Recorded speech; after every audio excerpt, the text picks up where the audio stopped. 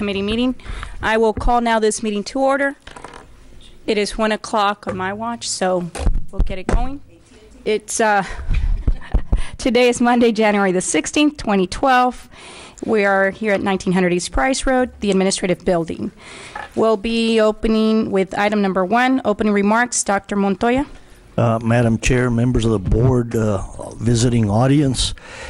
Today we focus on various components of our school district budget that will impact our budget, ranging from staffing related issues to programs and to some of the direct budget items that need to be visited. And we welcome everybody here. Today, again, is just an informational meeting to share and update everybody on various components of budget areas and the budget process. Yes, and for the record, I'd like to go on record that I was told not to present myself to this meeting, but I am here today and I will be here tomorrow. So for those of you who were not expecting for me to be here, I am here, and let's get it going. We go with item number 2, presentation of TASB staffing review.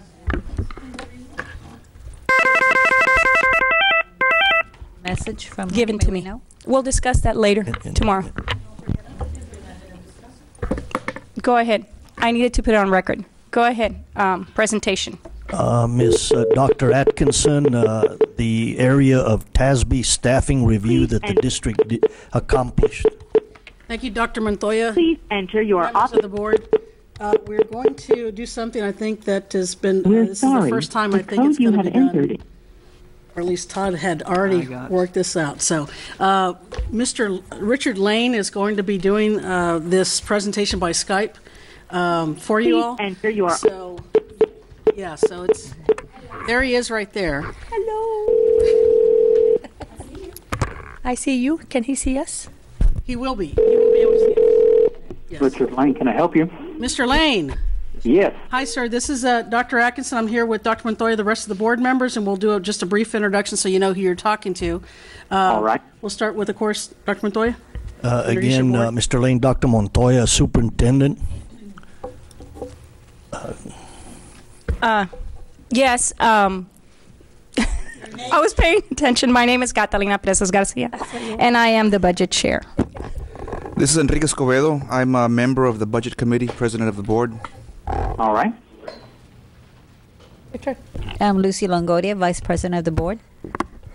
I'm Minerva Peña, board member.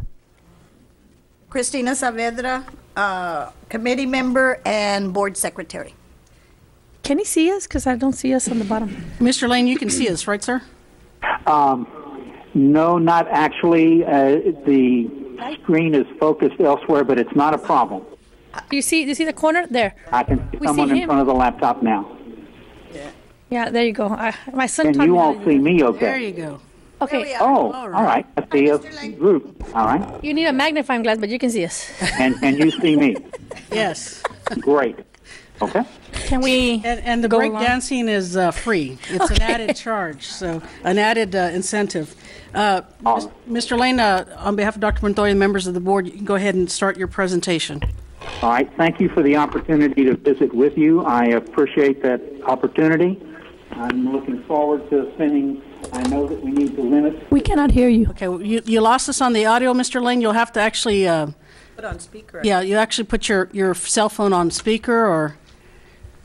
Hello? We lost your sound. Okay. All right, let me go back to the straight-up telephone. Yes. Much better. Okay. All right. Is this better? Yes. Okay, great. The report you had, well, let me backtrack a little bit. The study was done in the fall semester. We finished it up right around Christmas and have been looking for an opportunity to present it to the administration and trustees. The study involves comparing your staffing versus a set of benchmarks that I have been able to put together based on about 45 years of experience of working with these types of data structures. I was a principal for 12 years at 5A level. I was a director of personnel in Galveston for 4, an associate superintendent for personnel, and Clear Creek ISD for 10, and then I've been doing these studies full-time for the past 8 years. The technique, as I said, is to compare to benchmarks, and I'll take you through that as we go through the study. Probably the best place to start is on page 4. So if you would turn to that area, it's the summary findings. And the places where I found you possibly could absorb some positions are shown under general headings: instructional administrative support, also elementary school teachers, so forth. You can see the listing as we go down there. There are some other categories, but there's not a benchmark-related opportunity to do some absorption in those others, and you'll see those in a little bit. We're going to spend time on pages 4 and 5 going through the detail on that for you. And then I'm going to show you hopefully 2 or 3 spreadsheets so you can get a feeling for how the spreadsheets are involved in processing this particular information and getting some good numbers for you. Following these 2 pages, there's approximately 12 pages of detailed discussion. And during that discussion, everything we're going to deal with today, plus quite a bit more, is listed in as brief a form as I can get it for you and still maintain the clarity.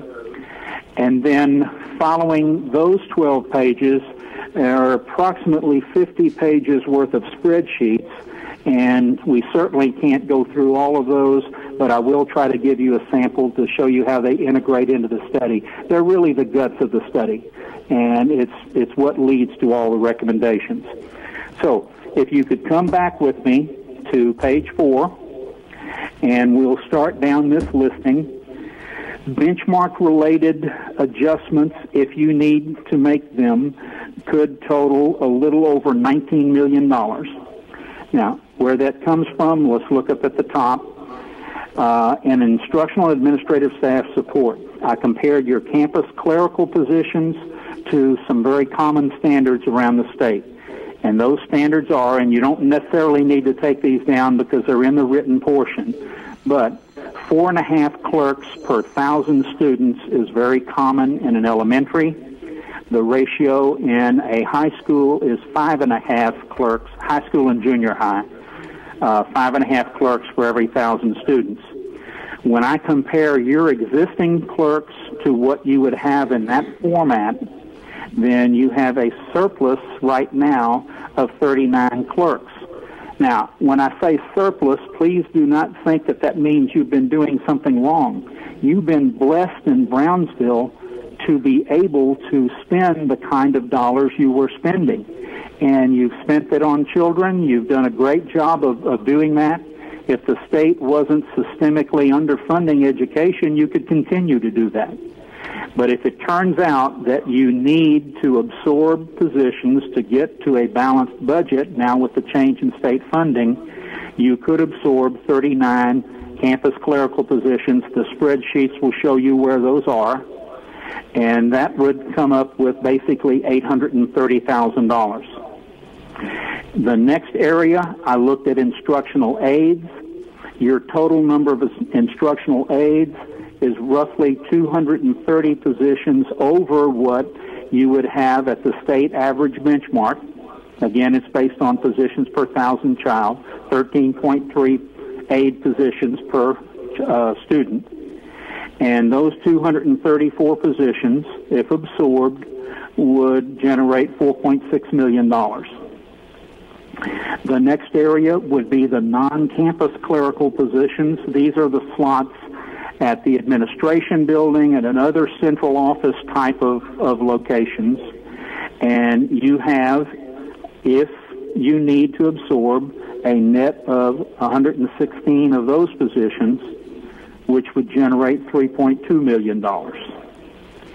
Now, at the elementary school level, you actually have, I believe it was 47 positions that were surplus. If I went in and looked at every place where I could pull a teacher out and still not violate 22 to 1. I believe the total was 47 teachers. But a large number of that extra, you are using your Title II money for class size reductions. And in that case, we took those out of the mix, and it left 16 positions that could be absorbed. And so as you get vacancies from this year to next, you can delay or not fill 16 of those slots and recoup approximately $860,000. And what that would do is to take your class average from 19.9 students per elementary classroom to 20.1, a very minor shift, but you would still be able to recoup $860,000. Another area that you could work on at the elementary level is you have multiple PE teachers at several campuses. There's 37 situations like that. Every campus needs a single PE teacher, no doubt. But the second person doesn't need to be a teacher. The second person quite possibly could be an aide, and in that situation, we could replace 37 PE teachers with 37 additional aides, and that would allow you to recoup $1.2 million. At the middle school level, your middle schools are operating on an 8-period day where the elective teachers teach 7 classes, the core teachers teach 6 classes. And if we go into that schedule and adjust the class size from 22 to 24, you could absorb 24 middle school teacher vacancies between now and next year, and that would recoup $2.5 million. There's some other adjustments. That's not a real efficient schedule. Now, what you're running at the middle school is good for the academic end because it gives core teachers time for planning if you believe that planning time is being used well. If there's an adjustment that could be made, though, to where you would change master schedule, you wouldn't have to wind up at a class size of 24. You could change to a more efficient schedule and drop the class size back down to 22.8, still absorbing 47 teachers. And that's gone over in detail in the middle school section. At the high school, you have a 7-period day where, again, you have this difference between core and elective teachers. The core teachers teach 5 sections, the elective teachers teach 6. Based on continuing the schedule they have, if we take their class size from 21 to 23, you could absorb 58 positions at the high schools and recoup $3.1 million. The same type of thing could be done as we discussed with the middle school. If we got the high school into a more efficient schedule, you wouldn't have to wind up at 23. You could drop back down to 20.7 in a more efficient schedule, and so you would actually be less of a class load than you have right now and still absorb 58 positions and $3.1 million. Again, that's gone through in detail in the high school and middle school sections. There are some other areas that don't have any benchmark-related staffing, but now we get down to food service. Within your food service, you basically have a good, solid operation. There is the issue in food service is that you do have basically 148 hours per day that could be absorbed. If that were absorbed, then you would recoup $414,000 to the food service fund. Now, I probably don't need to say this to you all, but I will go ahead and mention it just in case. The food service fund is not your M&O budget. It is a separate fund, and that $414 million would accumulate in that fund. You would only be able to recover it to the M&O budget if you chose to build food service for something, utilities, insurance, something that would allow you to recoup that $414. Otherwise, you won't gain any by just letting it accumulate in the food service fund. Mr. Lane, real quickly, I want to make sure we clarify it's 414,000. Pardon? 414,000, not 414 million. Oh, no, 414,000. If I said million, please excuse me. Yeah. Okay? We were looking for the other zeros, but... Okay. It's only 3 zeros between friends. That's right. Okay. Good. Okay? Okay. The last section on page 4 deals with operations and facility staffing, and you have a large maintenance department compared to benchmarks from other districts around the state. You have 83 extra positions, which amounts to $2.2 million. Now, if you are using those in addition to just maintenance to do regular construction, then it may turn out that it's cheaper for you to keep these employees and save the construction expense. But that would be the only reason to hold on to them in that kind of format. Otherwise, you do have 83 surplus positions if we're just talking about the people needed to do regular maintenance and preventative maintenance. And then finally, you've got a very small surplus in custodial. It was 12 positions. I only considered 6 in there, thinking that the other 6 could serve as a pool for absenteeism and things of that nature. And so that's where the $19.2 million comes here. Okay. On page 5, I did want to mention 2 other items. There's a whole series of things there, but there are 2 items right up at the top. One is to change your library staffing model. You right now have librarians and library aides at every campus, and you have an extra librarian at the high school campuses, the 2,000 ones. If you changed to a format where you still had the library aide at every campus, you still had 1 librarian at every high school, and at the pre-K through 8 campuses, you went into a rotation where 1 librarian would cover anywhere from 3 to 4 to 5 campuses per week. In that format, you could save $2.3 million. If you look at clinics in the same type of fashion, if you went to a format where you had an LVN at every campus rather than an RN, and you had enough RNs to do the following things. You would still have a full-time RN at the high schools, and you would have a rotation RN at grades pre-K through 5 that would cover 5 campuses. 1 day a week, they would be on that particular campus supervising the LVN. That could save you almost another $700,000. So between the 2 pages, what we're talking about in dollars, if you had to get all of that, would be roughly $22 million. How are we on time? Go ahead, so we can just have a little bit more feedback. If you could give me another 2 or 3 minutes, I could show you a couple of spreadsheets.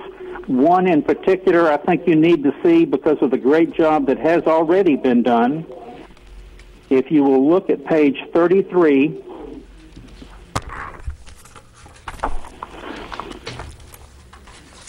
you know, your first thought might have been, well, why am I not recommending some administrative positions in this? And if this were 2010-11, I would be doing that. But what you see on page 33 is your 5-year history of professional and administrative positions. And look at Brownsville in year 11-12 and come almost all the way down to the bottom. Total professional and administrative support is 802 positions. Now, last year, it was 876. So what this tells me is that over the spring and summer, your administration absorbed 74 vacancies in there. And they took themselves from being over benchmark to being 7% under benchmark. Now, does that mean you couldn't absorb any other positions? No, there's nothing magic about the benchmark. You could go lower than that if you wished, but you've already taken quite a hit in this area. That's not to say you couldn't do more, but I think your administration and you as trustees need to be congratulated for coming so far so fast for the first year of this biennium. If you'll look at one other sheet, that's page 70.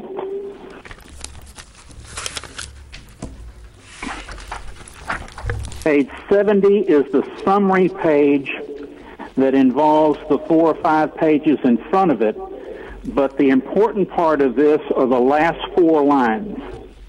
On page 70, look at Brownsville ISD at state average.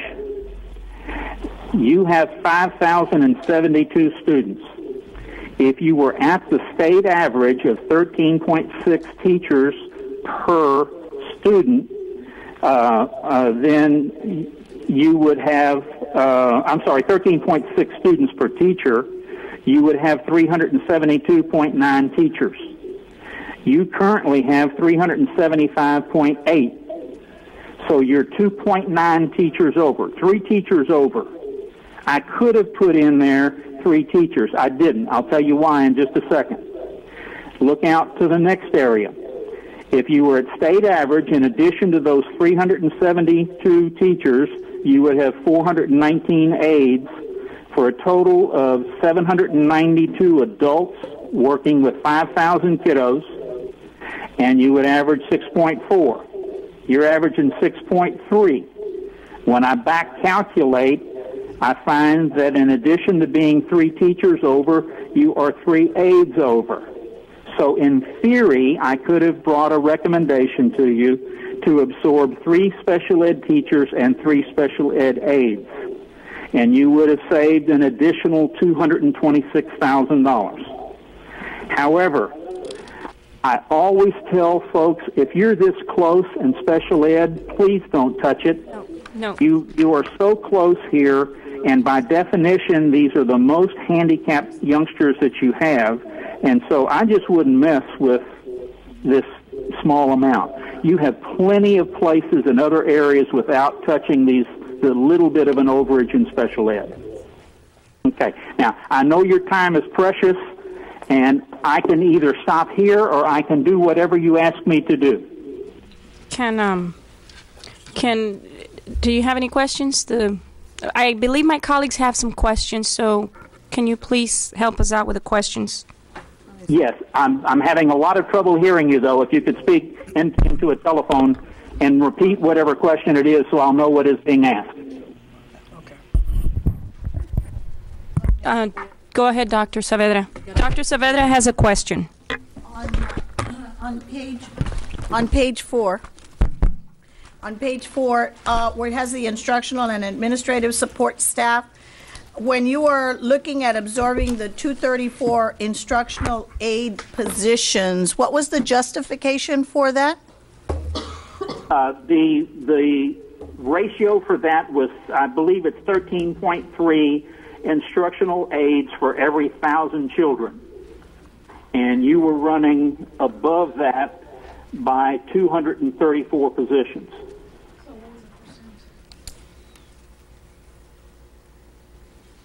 I can find that real quick.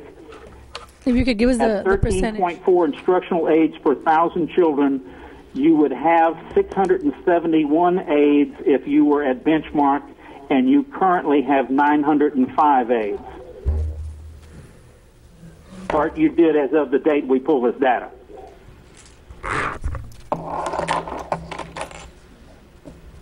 Now, just because that number is 234 doesn't mean all of that has to be done. If you don't need those dollars, you can certainly do what you all are comfortable in doing. And this was based on the state average, is that what you're saying? Yes, ma'am. And you used districts that were similar to our size? I used two ways of measuring it. I used one measure that covers every district in the state, and I use another which includes my database, and I used only districts in that one with 25,000 students or more. And comparing you either way winds up with the 230 basically. I have a question along that line. If Go ahead, Ms. Peña. What were the performance and the scores of these districts that you compared us to? How were we comparing in performance and scores? Can you tell me that? Were we at the same level? Sorry, I can't understand the question. The performance of the school districts as far as the education, our scores, the graduation rates and things of that sort with the district you compared us with. What were their graduation rates, their dropout rates, their scores? Can you tell us what that was of those particular districts that were using the formulas that you are recommended? Well, in the smaller sample, it would be every district 25,000 or above. So you would have all of the big city districts in that, the big seven, as well as probably 40 suburban districts that had 25,000 or more students. The suburban districts would tend to have better graduation rates, things of that nature. The big city districts, by and large, would tend to have weaker graduation records than you have. Okay, we'd be talking about Dallas. Okay, you're just okay. El Paso, Austin ISD, things of that nature. Okay, is it safe to say that scores weren't taken into consideration when we're taking these numbers into consideration? Am I correct?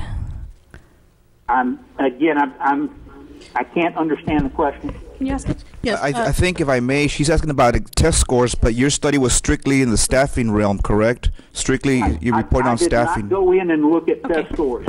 Thank you. Thank you. That answers my question. Thank you. Thank you, Dr. Escobedo. But there is that correlation. Okay, I have one question for you, or a couple of questions. On the professional and administrative support, which means that back in 2007, 2008, this district was functioning or running with 794.8 administrators. What page are you on, ma'am? Page 33. That's the page that he reviewed with us. Okay, I've got page 33. Okay, and so through the process, as of last year, this current administration and the board, we went from 876 administrative positions to 802.4. Is that correct? That's correct. So the possibility is, because some of these administrators, please don't anybody take it personal, just if we were to, because we have to twig as much as we can, tweak. You've already done that. But between last spring, when your final report went in for 10-11, you had 876, and as of this fall, you had 802. So between last May or June and August, you absorbed 74 positions.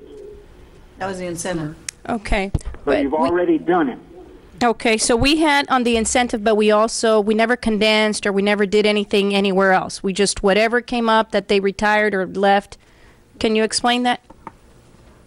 Was it mostly people that retired that were in administrative positions? Can I have an answer? Yes, Dr. Atkins, I want you to explain that part. Thank you, Dr. Montoya, members of the board. It was a combination. We did have roughly anywhere from about 12 to 15 that might have taken the early resignation incentive, but the rest was all due to collapsing positions, absorbing certain positions. There was a lot of work that was done with the administrative staff over the summer to make sure that we could start streamlining the different departments and so forth. So it was a combination of both. So it was not just, I just want to make sure that people understand that it was not just resignations. There was more, there was a combination of collapsing. So the lowest we've had in administrative has been 794.8, which was back in 2007, 2008. That's the lowest number in administration that we've had. Because we started Of the years compared. Right, of those years, that's the lowest number. Okay. And the comparison with the state, you can see all the way over at the edge. It's 17.4 per thousand. So you were above that only last year. The other years, and this year, you are below. So there was a year that we were high then, which was 2010, 2011. Okay, but we can still, that could also be an option for us, correct? It certainly can be. Okay. Okay, because, when we reviewed the special ed, special services, we agree with you. I don't think that should be an area because our children there need all the help. And then reviewing some of the other, by the way, I'm very impressed with the report. I'd like to say that. It's very detailed. It's something that we all need to start looking at and see what other areas we can touch. Yeah. But I don't know if my colleagues have any other questions. I know that you're giving us some feedback here where we can start working with administration to see where we can cut. Trust me, I think we can cut in other areas, such as expenditures that we've been doing throughout the years. This board is trying to do as much as we can to bring in revenue and to make sure that administrators understand we can't spend the way we've been spending the past 3-4 years. I don't know if my colleagues have any more questions. Go ahead, Ms. Peña. Well, just, I don't know if this will apply to him, but Dr. Montoya and your staff, and the study is good because we're looking for ways to collapse positions and save money. But I do want to strongly mention that when it comes to instruction, we're not going to sacrifice the child to make this work because there's other places we can cut. Other higher administrative positions we can cut when it comes to classrooms. And I know we have more aides and more positions than we should in some area, but we have to be aware that we are who we are, and we're very good at what we do with our students because of the formulas we have now. Please consider the child, because this is your future. This is who will remember us when we get to our 90s. And yes, I plan to get there, so everybody else should too. But I want to make sure that whatever we do, we don't affect the instruction of children. The instructional setting that we have right now appears to be working for us. And not even that is perfect, but it's good. And we can get better. Ms. Peña, members of the board, we are going to use this as a guide. We will be looking at the various subcategories, and over a period of time, we will be coming back on how we can save the district money. But you're right, we don't want to hurt the classroom as the bottom line. So that'll evolve over the next few months as we come back to you. And if I may continue with this thing, and I don't mean to step on any toes or insult anyone in any way or manner, but I know our people. I know us. When something's put in writing, I've seen people run and do it. Like, wait, it was a suggestion. What are you doing? So this is why I'm mentioning it now, so I won't get the calls later and go home and cringe because we did something that we should have thought a little longer about. That's why I'm mentioning it now. Go ahead, Dr. Saavedra. Thank you, Ms. Peña. Well, and this study really, Mr. Lane, goes hand in hand with our reform for CRSS, where we are looking at reforming personnel. So this is one way in which we can look at our reform, our objectives, and tie it in, make sure we can tie it in with this study because they have to go together. So we need to make sure that we're cognizant of that because we went through a lot of trouble to get all of these reforms and put them out there so that if we're looking at personnel, and personnel was one of our reform areas, that we consider every aspect of that document as well. Go ahead, Ms. Longoria.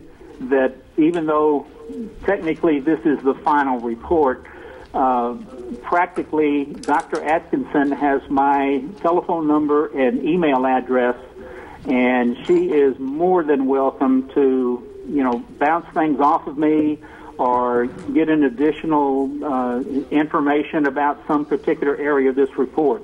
I certainly don't consider my time with Brownsville ISD to be finished, and will be happy to work on, any other explanation that you all need at some point later on in the spring or summer.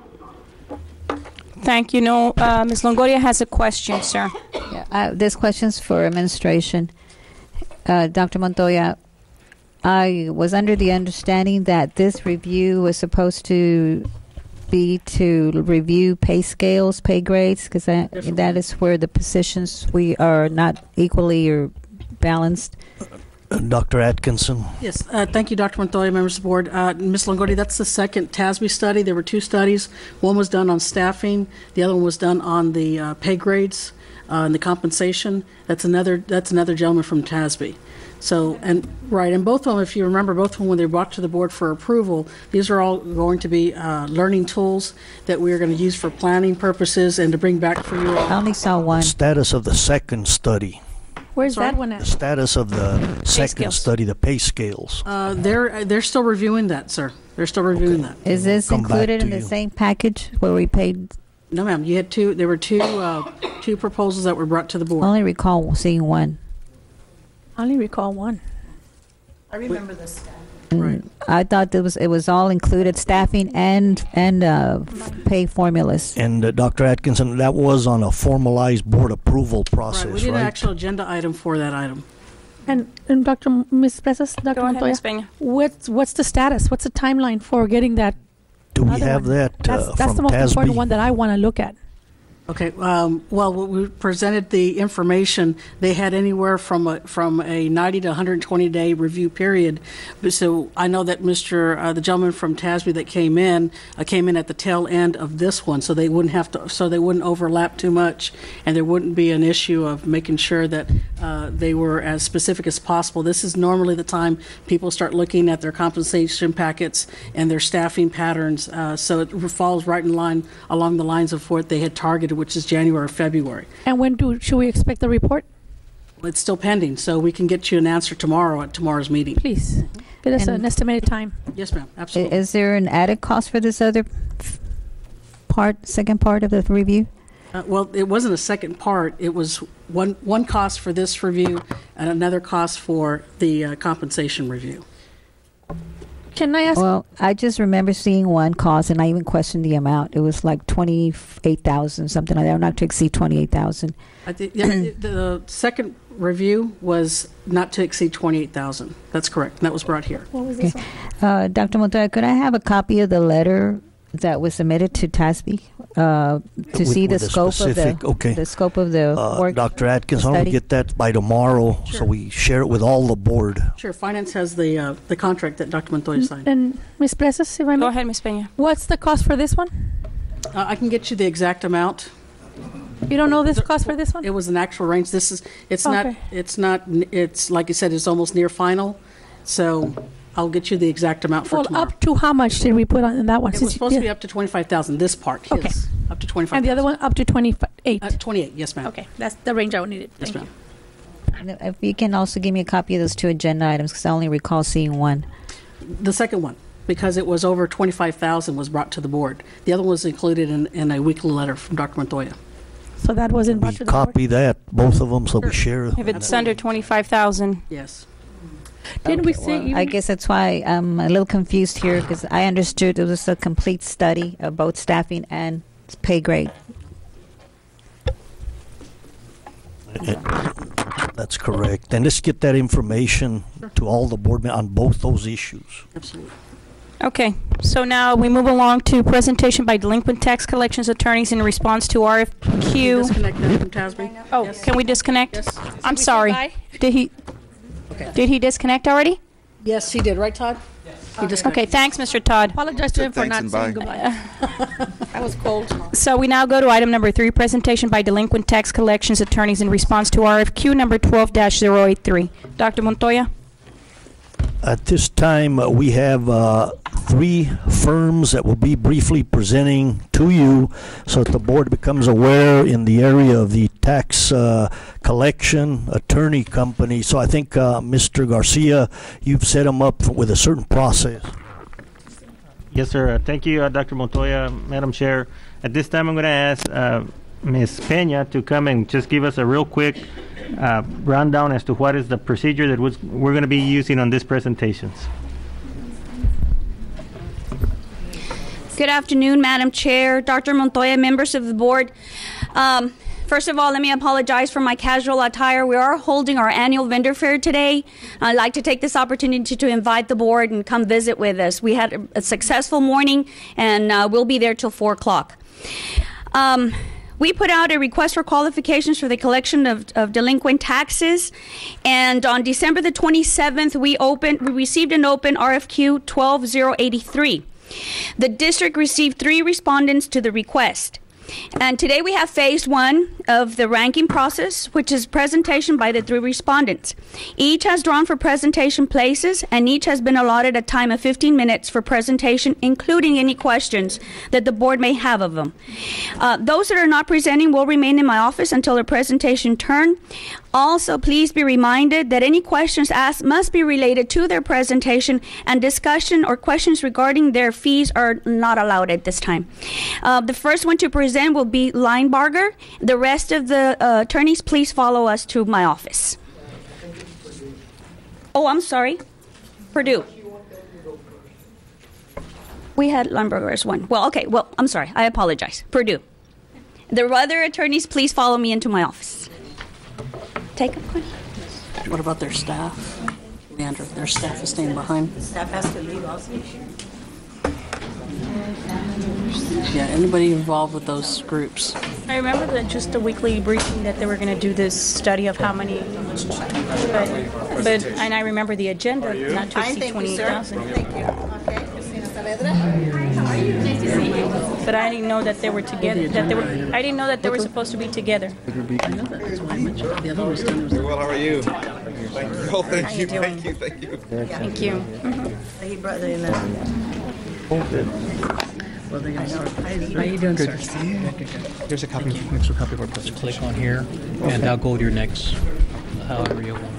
It starts with that. Flip out. Let's say they can quick. Yeah, just go ahead and sit in front. I start wondering, you know why. Hey, give me one of your watches. Thank you. It's interesting. Interesting. Is it big for you? To be on the TV? I said, why do I know the face? Kevin, sit in front. Celebrity. No. Huh? What? Oh, she's one of our teacher advisory members. Oh.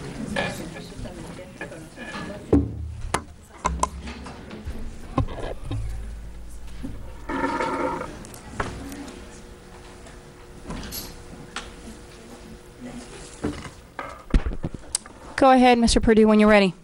Okay, my name is John David Franz. Thank you, Madam Chairman. I'm sorry to interrupt you so early in the presentation. Just thought I apologize if I missed it, but did we go over the number of minutes and so on and so forth? Yes, they did in the 15 beginning. minutes. 15 Okay, minutes. so you know. Okay, thank you. I apologize.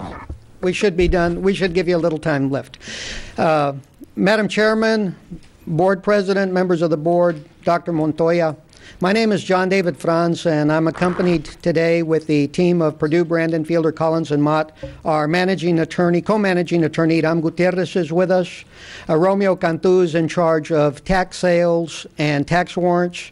Kevin Rodriguez is our IT person, and Annette Franz is our office manager. It's interesting to watch the conversation with Dr. Lane, and we drew number 1.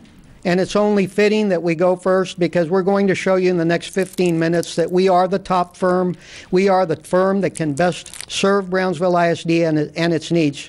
Obviously, there's a concern about revenues, school funding, and we're here to show you that we can help you increase your revenues with more effective and efficient delinquent tax collection. That's number 1. But number 2, and more importantly, you're concerned with staffing. And if we are selected, and we're going to give you reasons why we should be selected, but if we're selected, we're going to need 19 employees in Brownsville, including 3 lawyers. And I put that out for you because if you're in a position to cut people, whether they're at the administrative level or lower levels, we're going to be in a position to hire people that are intimately familiar with Brownsville School District. So I put that out to you. We don't have a presence in Brownsville, but you're going to see in our presentation that if selected, we're going to have a staff of at least 19 people here, including 3 lawyers. Now, Why should you select Purdue Brandon? Well, first of all, our experience and know-how. We're going to show you through our presentation, and we'll go through the slides in just a minute. Second, we're going to show you that the procedure that we employ is going to assure you that our numbers are going to surpass those of competitors. And finally, I'm going to prove to you with verified comparisons that we are the superior delinquent tax collection team in South Texas. These are 37 of our 42 employees currently in the Rio Grande Valley. We have got a team that is composed of diverse backgrounds. They're all fluent in English and Spanish, and they know the area. And that's something that's very important to us. During 2009, 2010, 10 and 11, we collected over $60 million for our clients in Hidalgo County. Your delinquent tax levy, what is owed to Brownsville ISD, is in the area of about $12 million. We collected 5 times that over the last 2 years. Your collections are ranging somewhere in the $3 to $4 million. So what this tells you is our presence in the valley, our collections, we are capable of collecting big numbers. We represent the largest taxing entity in South Texas. That is Hidalgo County, and we've been there for 5 years. We're starting our 6th year now. If you look at the yellow bar, that's the year we came in and shared collections with the predecessor, which was a Linebarger firm. What that shows you is that every year since we came in, January 1, 2007, we've increased the numbers of dollars collected in base taxes. We're trending upward and continue to do so, and we're committed to do that with all of our clients. How do we do it?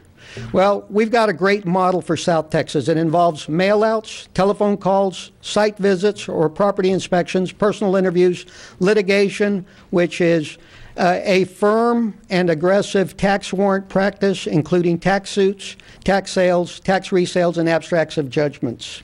That's our model, and it works very well for us. Last year, we mailed out over 150,000 notices to taxpayers in Hidalgo County. We will provide at least 8 mail-outs at a minimum for Brownsville ISD accounts, as you have requested in your proposal. This photograph should be very telling. This is a sample of what we get in Hidalgo County, and I'm sure you have the same problem with Brownsville ISD. Return mail, bad addresses. We really focus on attacking this, because if a taxpayer doesn't get a statement, doesn't get a notice letter from the law firm, the account's not going to be addressed. We have full-time staff working very hard to locate people. We have databases, we're very effective, and we have located thousands of addresses for our clients in Hidalgo County, which that's really a big difference, and one of the reasons that we're able to surpass collection numbers of the competition. We're able to get people to pay. One of the things, don't want to get in detail about the business, but when it comes to taxes on personal property, you have a 4-year statute of limitations. With real property, lots, acreage, it's 20 years. The thing that's important about personal property is you've got to attack that soon. And if you've got a bad address and you don't pick up on it for 2 or 3 years, chances are you're not going to be able to file suit. What we've done in time under the statute. In Hidalgo County, we have located bad addresses. We have protected our clients by filing suit in a timely fashion, and we can show you instances of where the competition let those go by the wayside and those property taxes went uncollected. We're very proud of that. The call center, as I said, all of our employees speak Spanish. Here's our call center. We've currently got 14 call center employees. We would propose 7 for Brownsville, and we would set up a system just like this, modeled after our McAllen operation, to make contacts. These employees are expected to make 40 contacts per day. That's 200 per week each on accounts. And that is very effective. We're the only firm with a call center in South Texas. There are call centers with other firms, but they're based out of Houston or some other place. Our employees are familiar. The people that we would staff in the Brownsville call center would be people from your area, and most likely people who grew up in your district that are familiar with the area. Field inspections is also real important. If a phone call doesn't result in success, we have field inspectors that go out and knock on doors, and we find that that is a very successful way to help with the collection efforts. Going the extra mile. You know, this is a sample of something that happened in Hidalgo County in 2008, 2009. A business put up a notice that they were leaving town. We immediately secured a tax warrant and protected our client's interests, which turned out to be about $72,000 for Hidalgo County and the drainage district. We were able to collect that. The competing firm did nothing. And what happened? Their taxes went unpaid and remain unpaid because they didn't move like we did. And the proof is here on that GMARC account. You can look at it in detail, what is owed to McAllen ISD, South Texas ISD, and South Texas College, because there was a failure to work on a tax warrant like we did. There's the city of McAllen. They're still owed $70,000 on that account. We go the extra mile for our clients. What do we propose for the Brownsville operation? 3 lawyers, 4 legal assistants, 7 call center employees, 2 field inspectors, 3 support staff. We would be ready to go to serve your account out of McAllen immediately. It'd take us probably a week to hit the ground running. It'd probably take us 45 days to 60 days to be staffed and hire people from Brownsville. Initially, we'll have people from our McAllen office training and supervising, but we would hope to have a presence in Brownsville that is fully staffed, managed, and run by people from this area.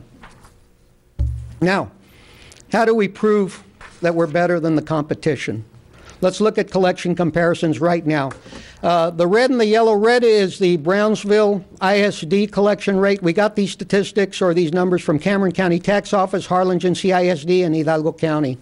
Over the last 3 years, you can see Cameron County, Harlingen ISD, and Brownsville ISD have been in the low 30s. Brownsville ISD is collected by one firm, Harlingen CISD by another. But look at what's happening in McAllen during the time that we're there. Those collection rates are consistently in the 40s, even in a down economy. So we want to bring that expertise, we want to bring that know-how and that work ethic into Brownsville ISD.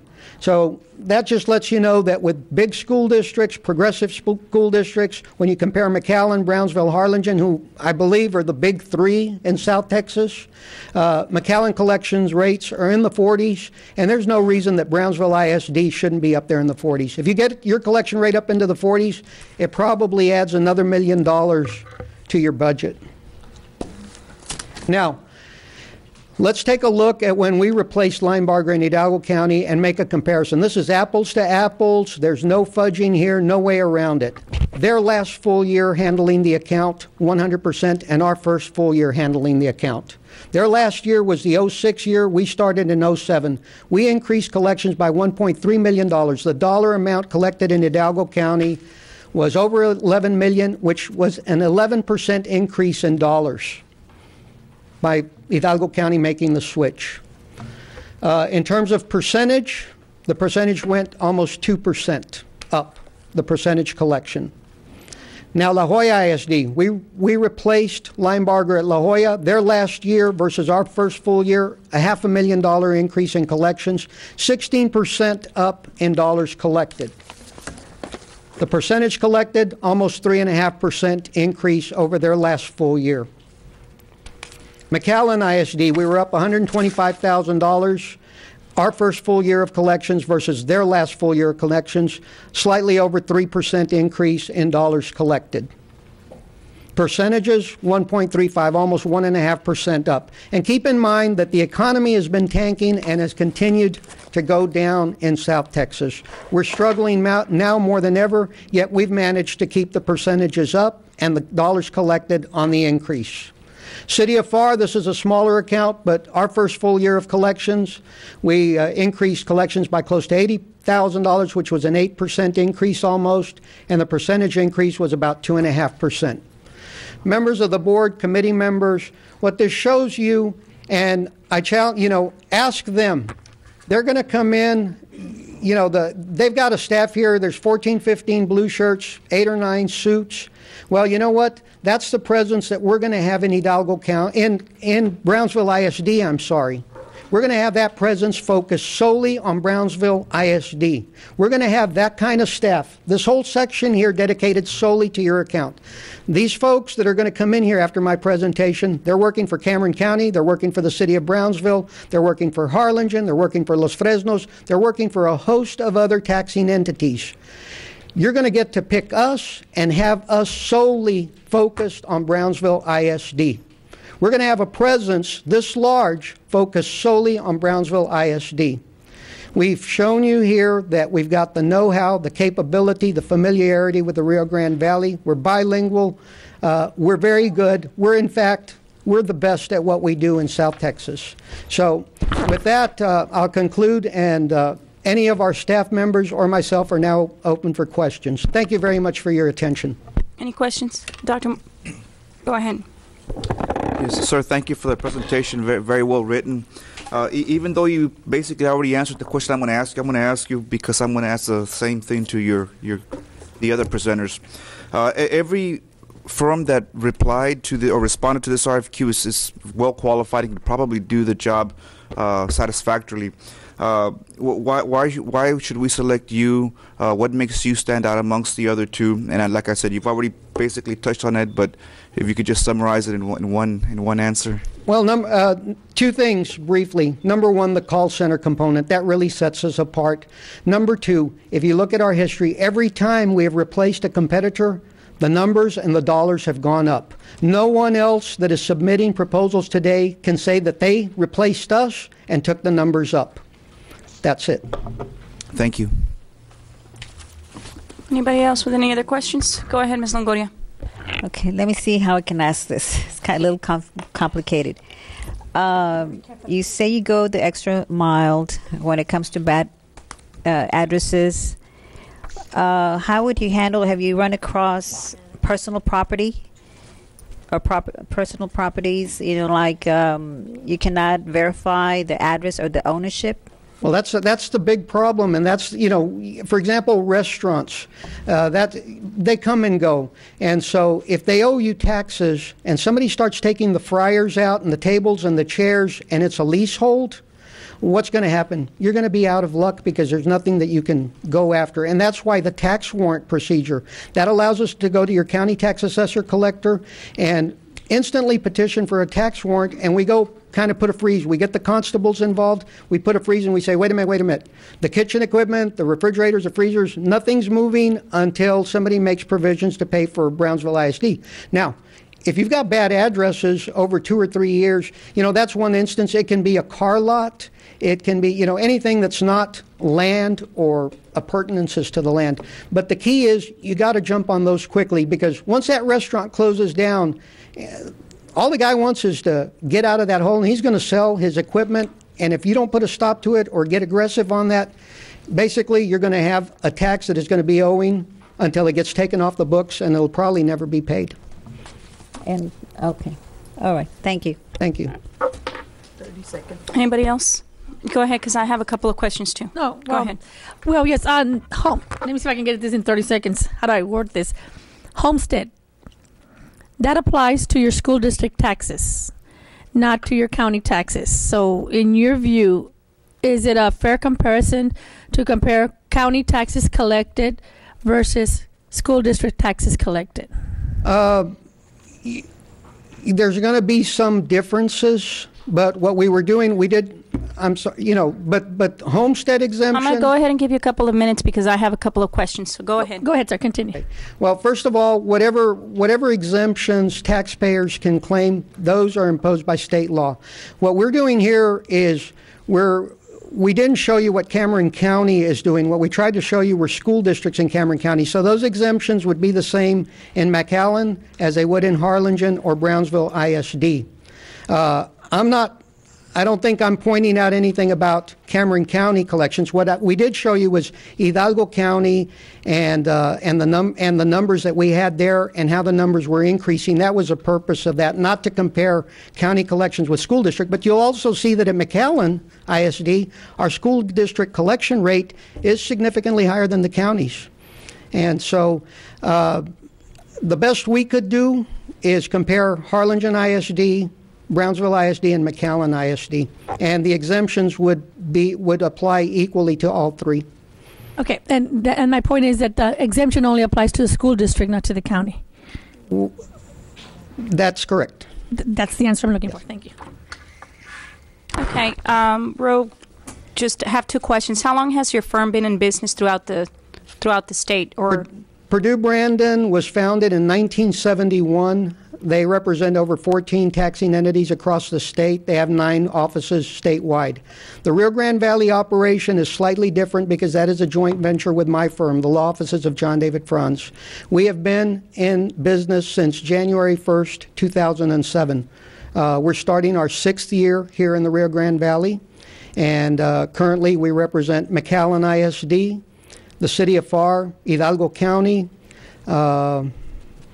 and those are our clients right now. so your clients right now in the valleys only you have the city of McAllen or the McAllen BISD? ISD. The McAllen ISD. Okay, all righty. Okay, then those are my questions, sir. Thank you so very much. With all that said, I guess your presentation is completed. Thank you so very much, sir. We really appreciate. Should we stay around or do we come back tomorrow? I don't know, purchasing administration, how they're going to handle it or They'll what direct you. Thank you very much. Have a good day. Thank you, sir. What time was it? Thank you. Nice seeing you. Bye-bye. 17? Okay.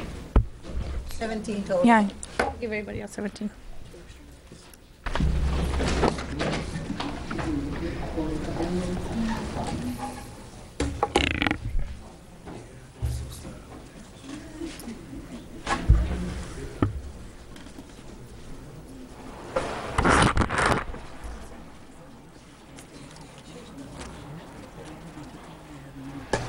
The second presenter will be Linebarger.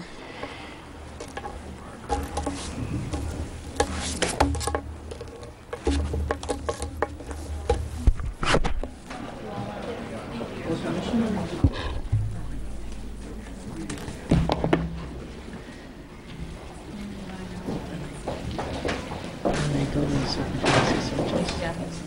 17 minutes. Yeah, it's fine. I'll let them know.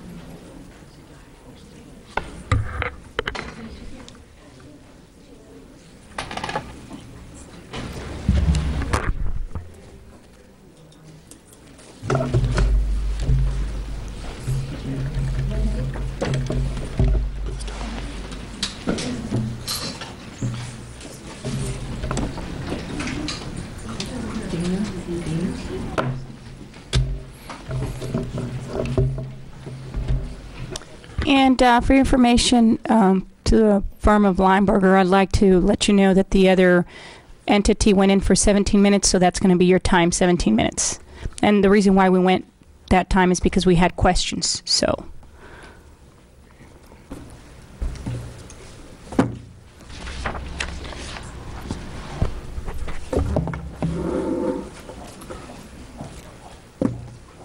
Just looks okay.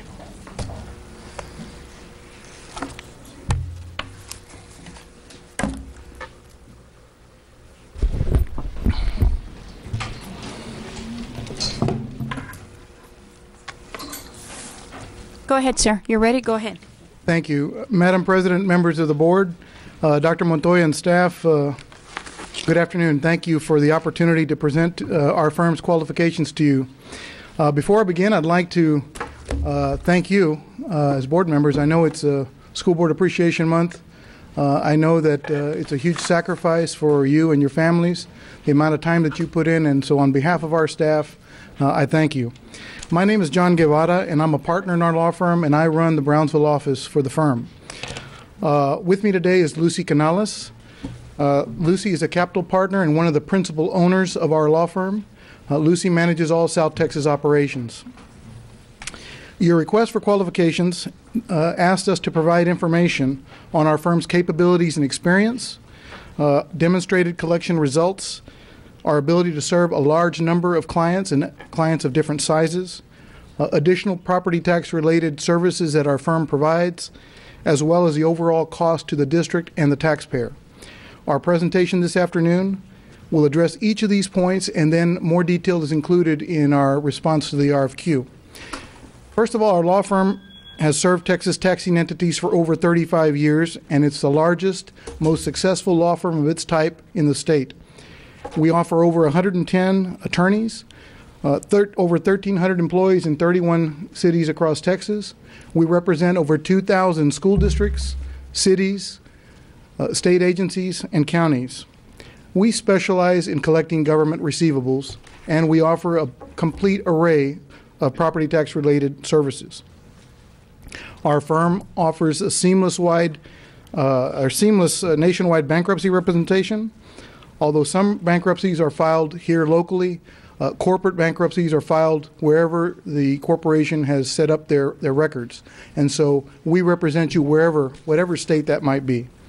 We offer a full-time legislative staff that monitors the bills that go through our capital and that might affect your collection program. This is important because if they do affect our clients' collection programs, then our clients need to know that so they can plan for it and budget appropriately.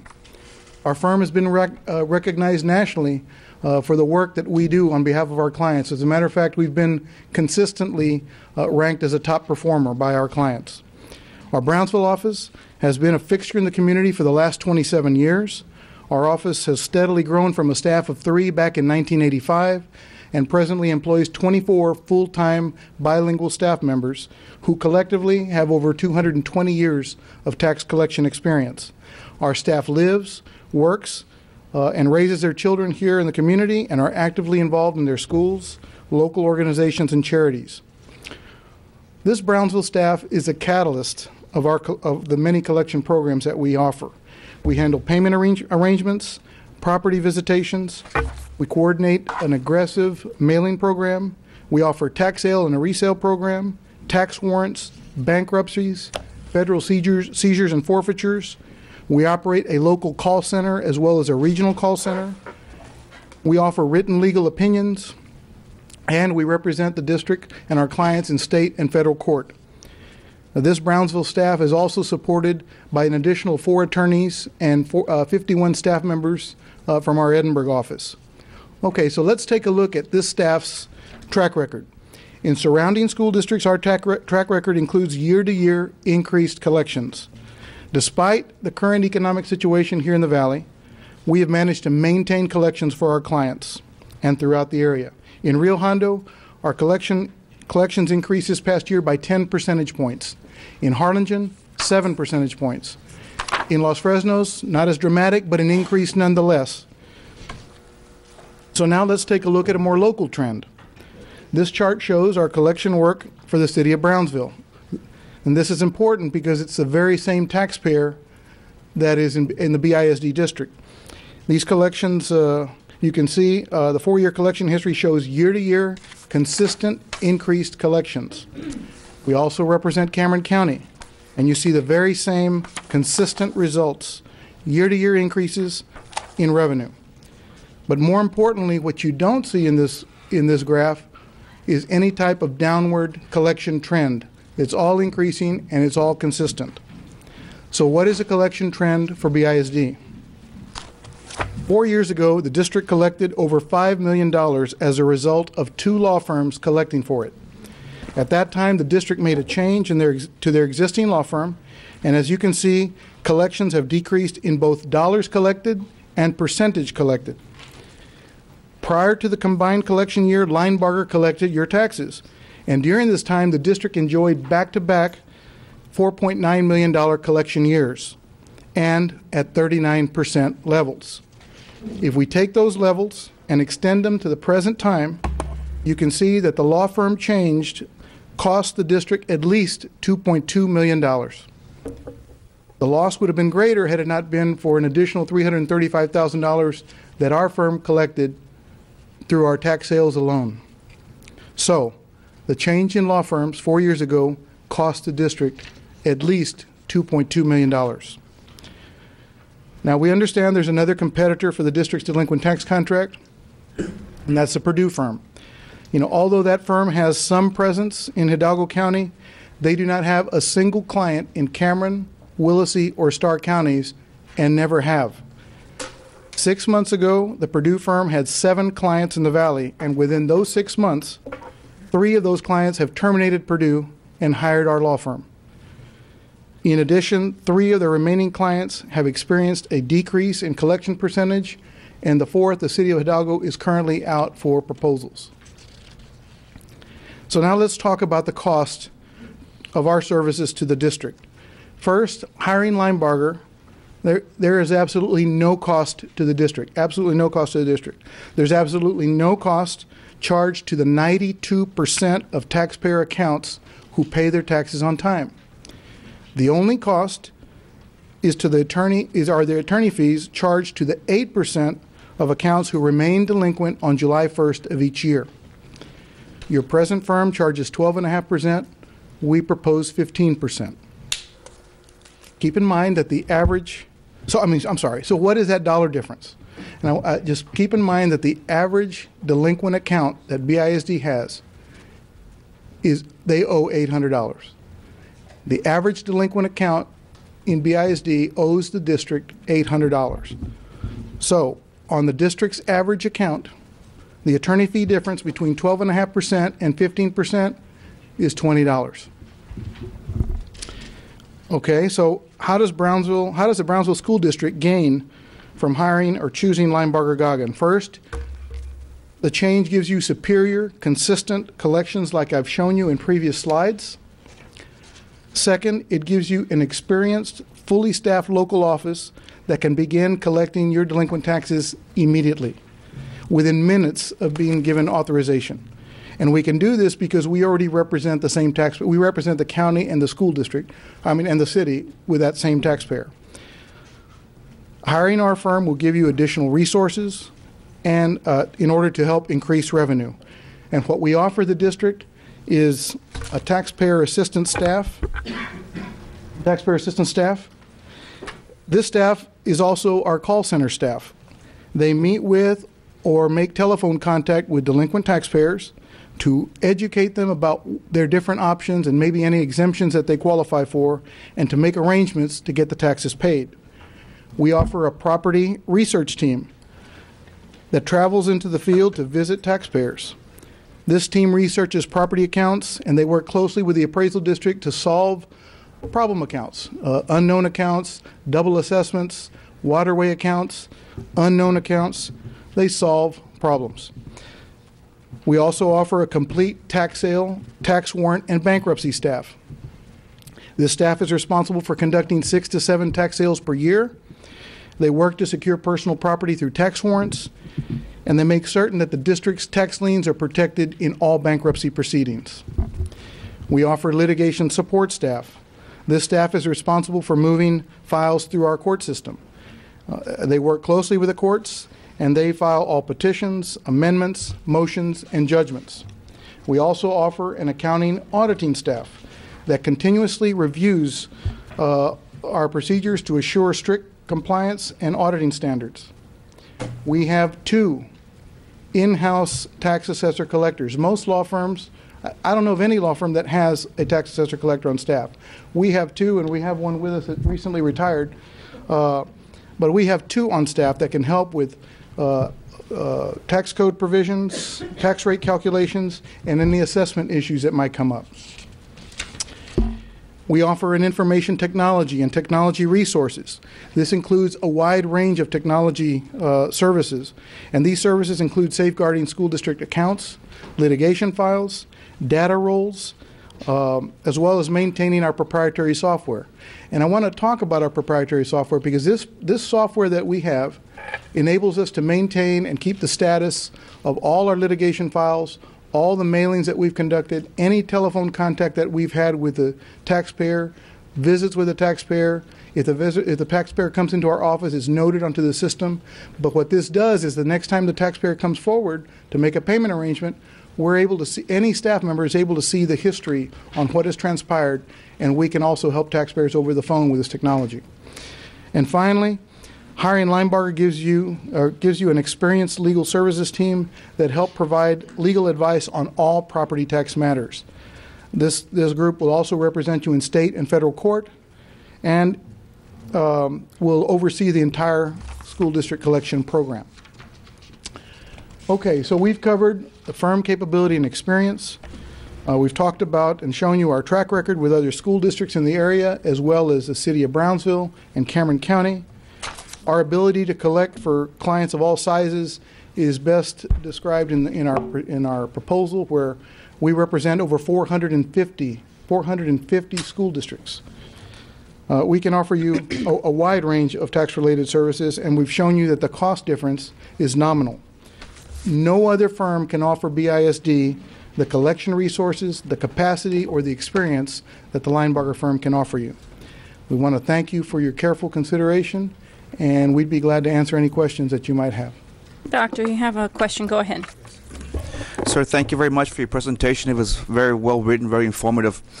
Even though you've already answered the question I'm about to ask you, out of courtesy, I'm asking everybody the same question. Every firm that responded to this RFQ is obviously well qualified. It could probably do a good job. Why should we select your firm?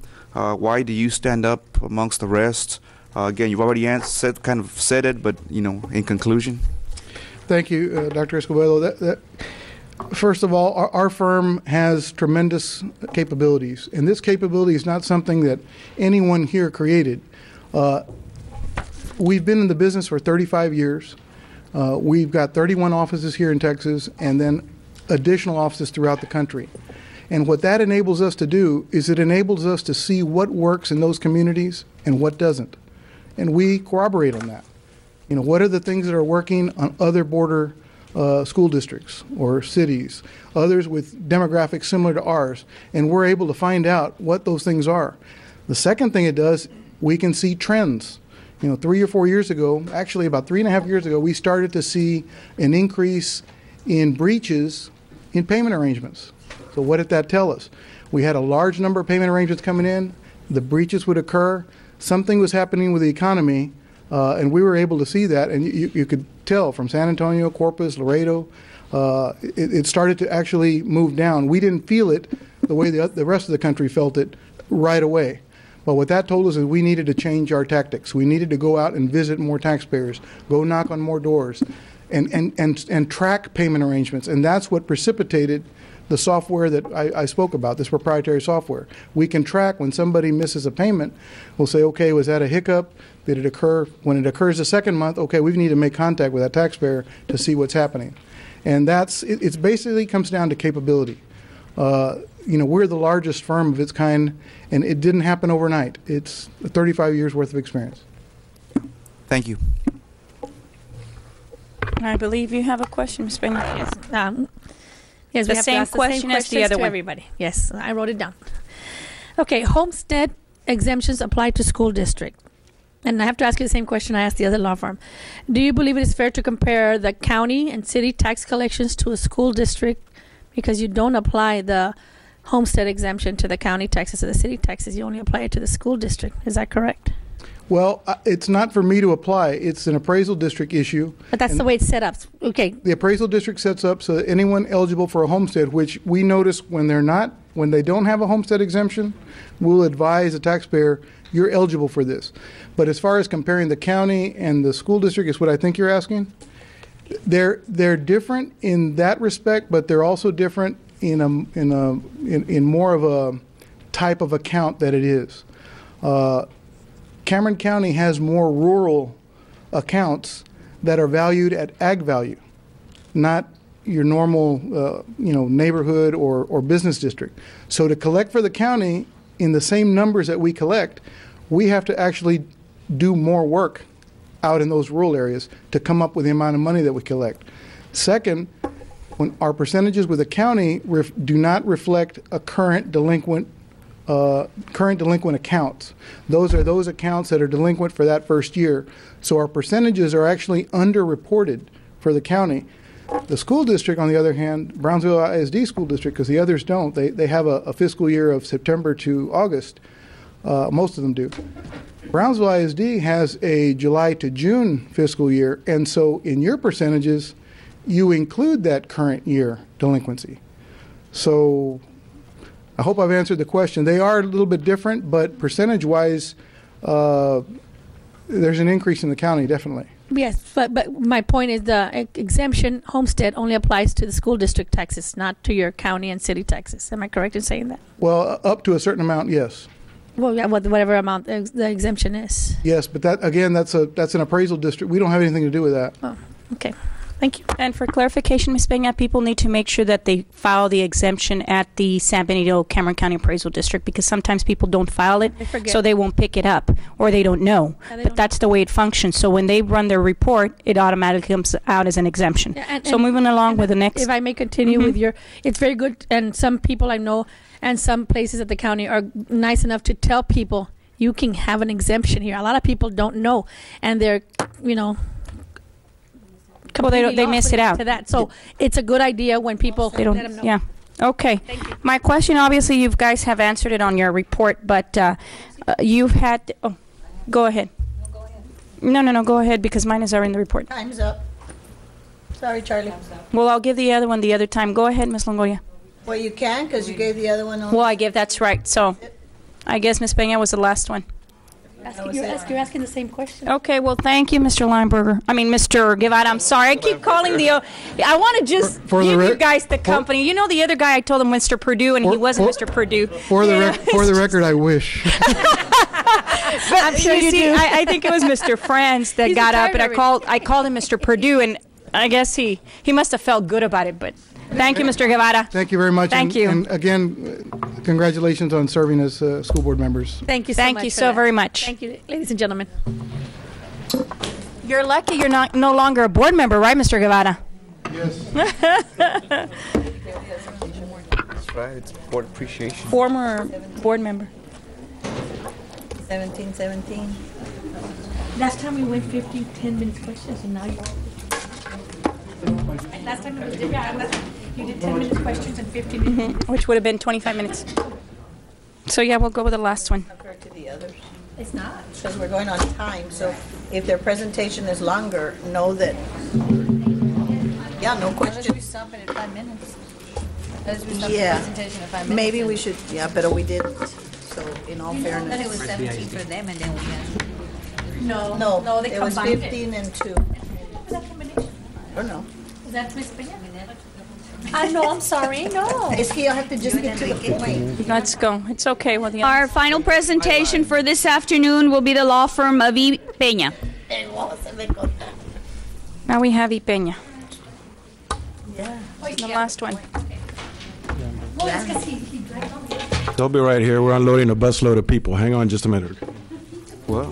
Not me, he I don't know. He said something. I don't know. I didn't hear it. Can we get a copy of the presentation they put up there? It's not the same thing that's in here. No Lineberger. Just summarized it. No, what he showed up there. He showed me. It's not in here. I'm looking for it. Not on there? No. I can, we can Ask call him. them. I was going to ask, but I didn't know I could ask. Probably when they come back. It's not the same, so can you look for your record?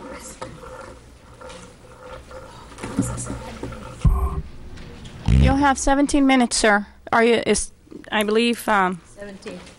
Enrique Peña or Yes, that's Ricky correct. Peña? Enrique. Enrique. Oh, I keep hearing Rick Peña. Who's Rick Peña? That's him. You're Rick. You go by Rick Peña? Oh, okay. Yeah, nickname. I just needed to know. Make clarification of the name. Huh? Like Katy. Go ahead, sir. 17 minutes. Whenever you're ready. Good afternoon, Chairman Perez Garcia, board members. I'm Enrique Peña from the law office of E. Peña Associates. I want to thank the board for allowing me to make this presentation to them on this RFQ. I would like to start off with giving a general background of our personnel and experience. I've just introduced myself. I'm Enrique Peña, managing partner. I have my associate, Luke Costilla. Been with the firm 3 years, and I'm my office manager, Julio Lozano, who's been with me since the inception of the firm. I want to go back, give you a background of myself to begin with. I have over 11 years of experience as a delinquent tax attorney here in Cameron County. What that equals is I have the most experience of any practicing delinquent tax attorney in Cameron County or any other firm. I focus primarily on delinquent taxes. I've done it since I was actually right from college. I started in the mailroom. I clerk. I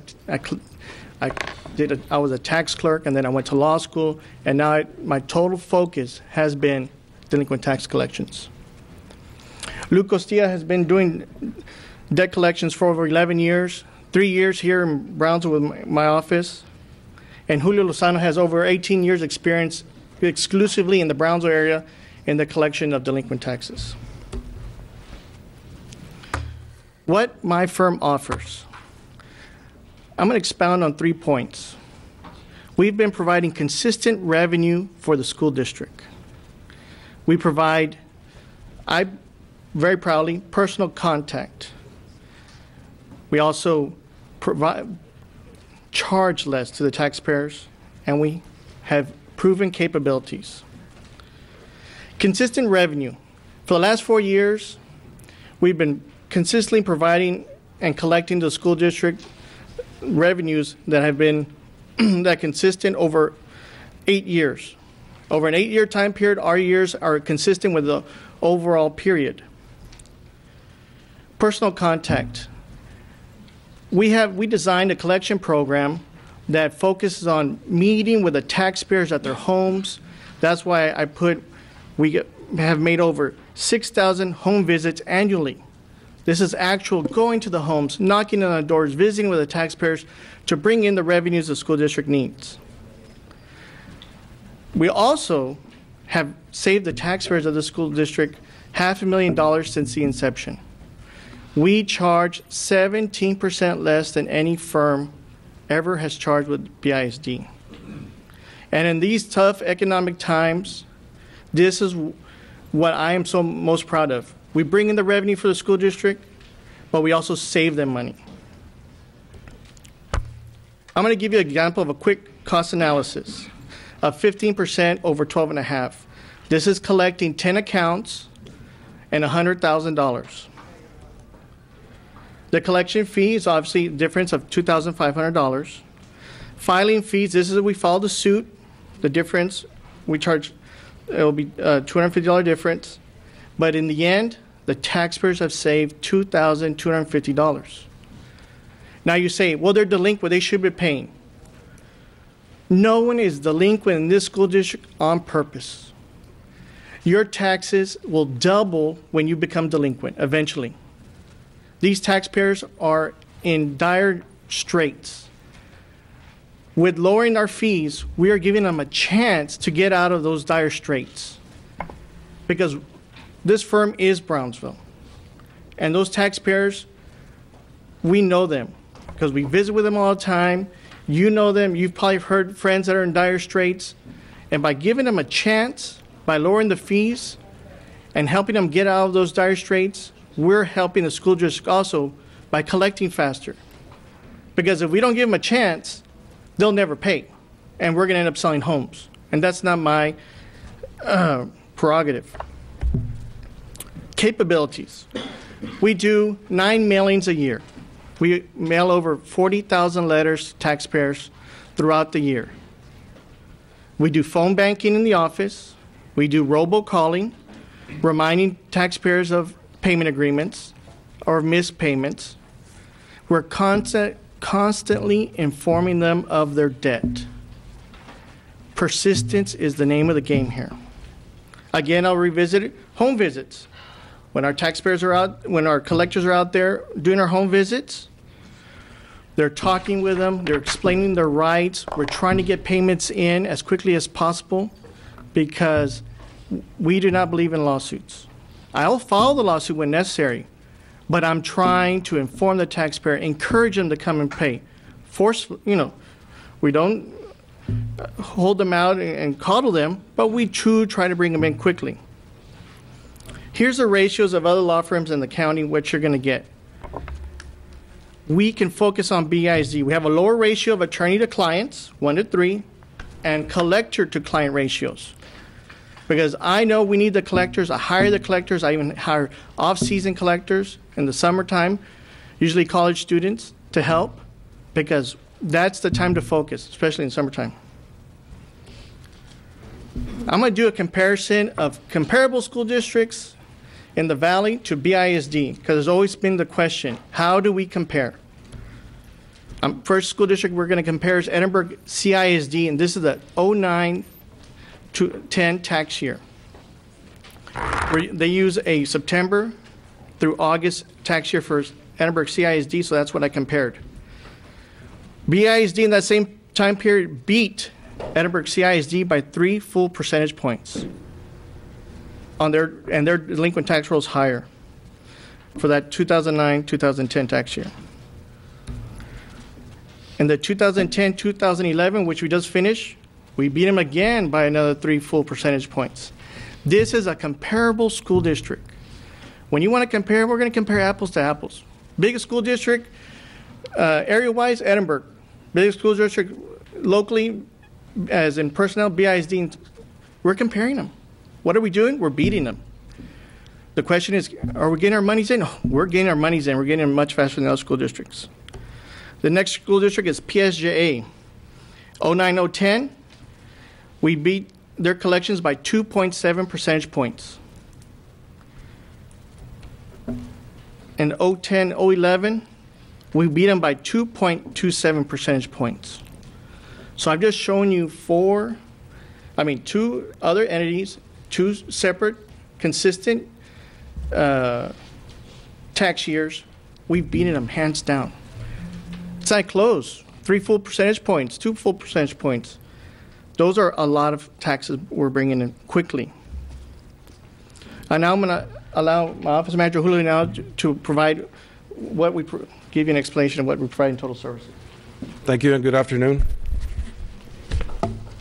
What we do is collect taxes, and it is not rocket science. Sooner or later, everybody pays.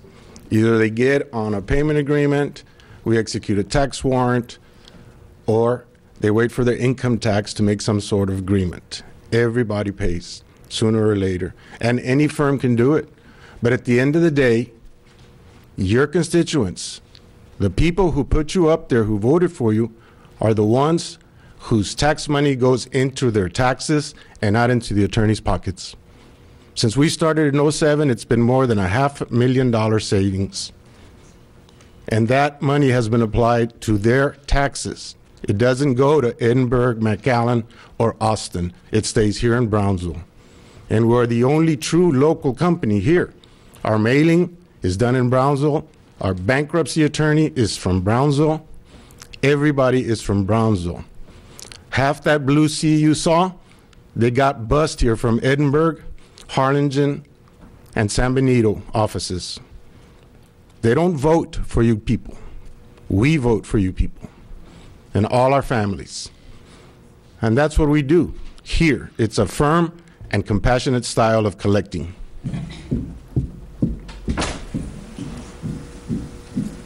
Are you done, sir? No, I was waiting for Madam Chair to sit. Yeah, that's only polite. Thank you, ma'am, for joining us. You want to tweak here and there? This is the blessed place to start. By having the lowest attorney fees in the whole state of Texas. Because at the bottom line, at the end of the day, if we collect $100, $87.50 of it goes to the taxes, and the other firms only can apply $85 to the taxes. And if you have any questions, we'd be happy to entertain them. Let me just finish off with one more point. There's a question about do we use I've been asked this before, do we bring technology into it? And we do.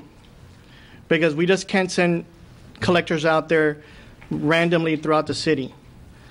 We're the only firm that uses an analytics software that the Fortune 500 companies use. This software allows us to enter all our data into the software. I'm showing a distribution of the taxes. The software kicks back a report to us. And this chart shows at the bottom is account numbers, the first 6-digit account numbers, which are the GEO numbers. And it tells us where are most of the taxes due. So we can focus our attention, be efficient, and get those monies in quickly and as fast for the school district. My closing. Are we getting consistent revenue? Yes. The revenues come in consistently. It's been like that since the start of this firm with the school district. Do we concentrate on personal contact? Yes. resoundingly telling you that that's the key to the success of the collections. Go out to the home visits, inform the taxpayer, allow them to apply for any exemptions they need, because some do need them, disabled, homestead. We inform them, we give them the forms, and after that, we still collect from them. And still, with all that, we charge less. In these tough times, that's great.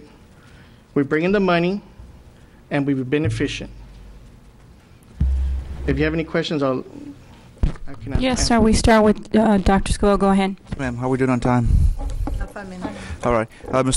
Sir, thank you very much for your presentation. It was certainly very informative. I'm going to ask you, out of courtesy, the same question I asked the other presenters, even though you've already answered. I'm asking you so you can sum it up in a final conclusion, if you will. All of the 3 firms that responded to this RFQ are certainly well qualified and can very likely do the work satisfactorily. Why should we select yours over the other 2? Again, you've already answered it, but this is your final, conclusion. Consistency. We can focus on BISD. We've been consistent in our collections. While still bringing in the money, we offer a great savings to the taxpayer, which equals we're Brownsville. We're concerned with Brownsville. Thank you. Go ahead, Ms. Peña. Okay. We're asking the same question we ask everyone else. Homestead exemptions apply only to school districts. And that's something that I learned, very rude awakening one day. And do you believe it is fair to compare the county and city tax collections to a school district collections? No. You need to compare comparable school districts to comparable school districts. Okay. Because the different demographics from the city might not include certain areas of a county. Can include affluent cities because it's obviously countywide. You include affluent cities that the city of Brownsville, we're not affluent, we're middle income. So you're not comparing apples to apples.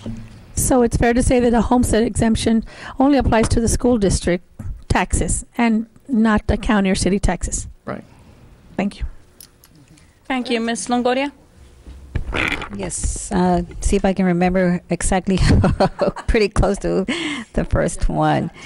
Do you go the extra mile? Would you go the extra mile in researching bad accounts, bad addresses, accounts with bad addresses on personal properties where you cannot verify the ownership to collect the taxes? It's a 2-pronged search for us. First, besides having our collectors go out there and inquire, let's say if they're in a shopping center, they go and talk to the manager of the shopping center. Do you remember? Because they're gone now. We do the physical, and then we do an online. We send it to our database. We use a LexisNexis database, so we can send them off, and they give us a report on person's name, if we have an owner name, a business name, and give us all any other information, comptroller information that we might have to try to find these accounts. Yes, we do.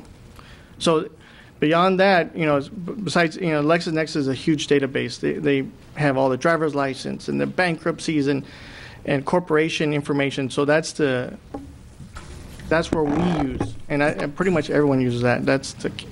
Because they gather all the information. It's a paid service that we do not charge school district. We pay it to use it, to try to do the research. Thank you. I have a couple of questions. How long has your firm been in business, sir? Since 2007. How many districts do you represent, cities and counties throughout the valley?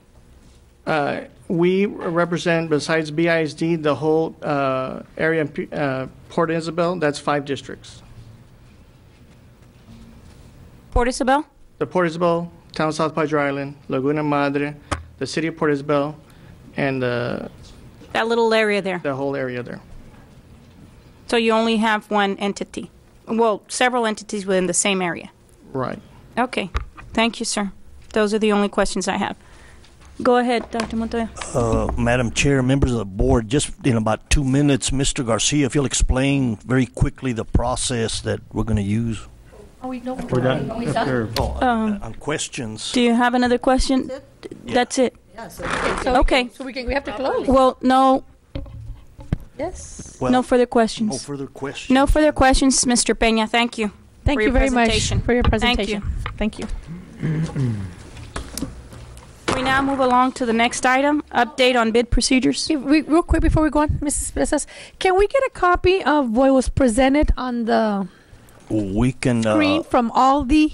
Yeah, I think Mr. Garcia. I think we have produced, but we don't have. Oh, may we please? And then we need one from the Lineberger Group. Thank you very much. Very efficient. Thank you. You did the same thing. We just need. We can get the other group. Maybe they have them. They just forgot to pass them out. Thank you.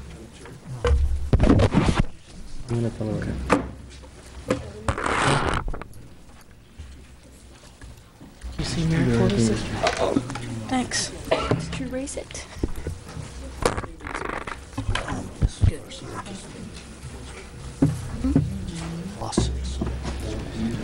Okay.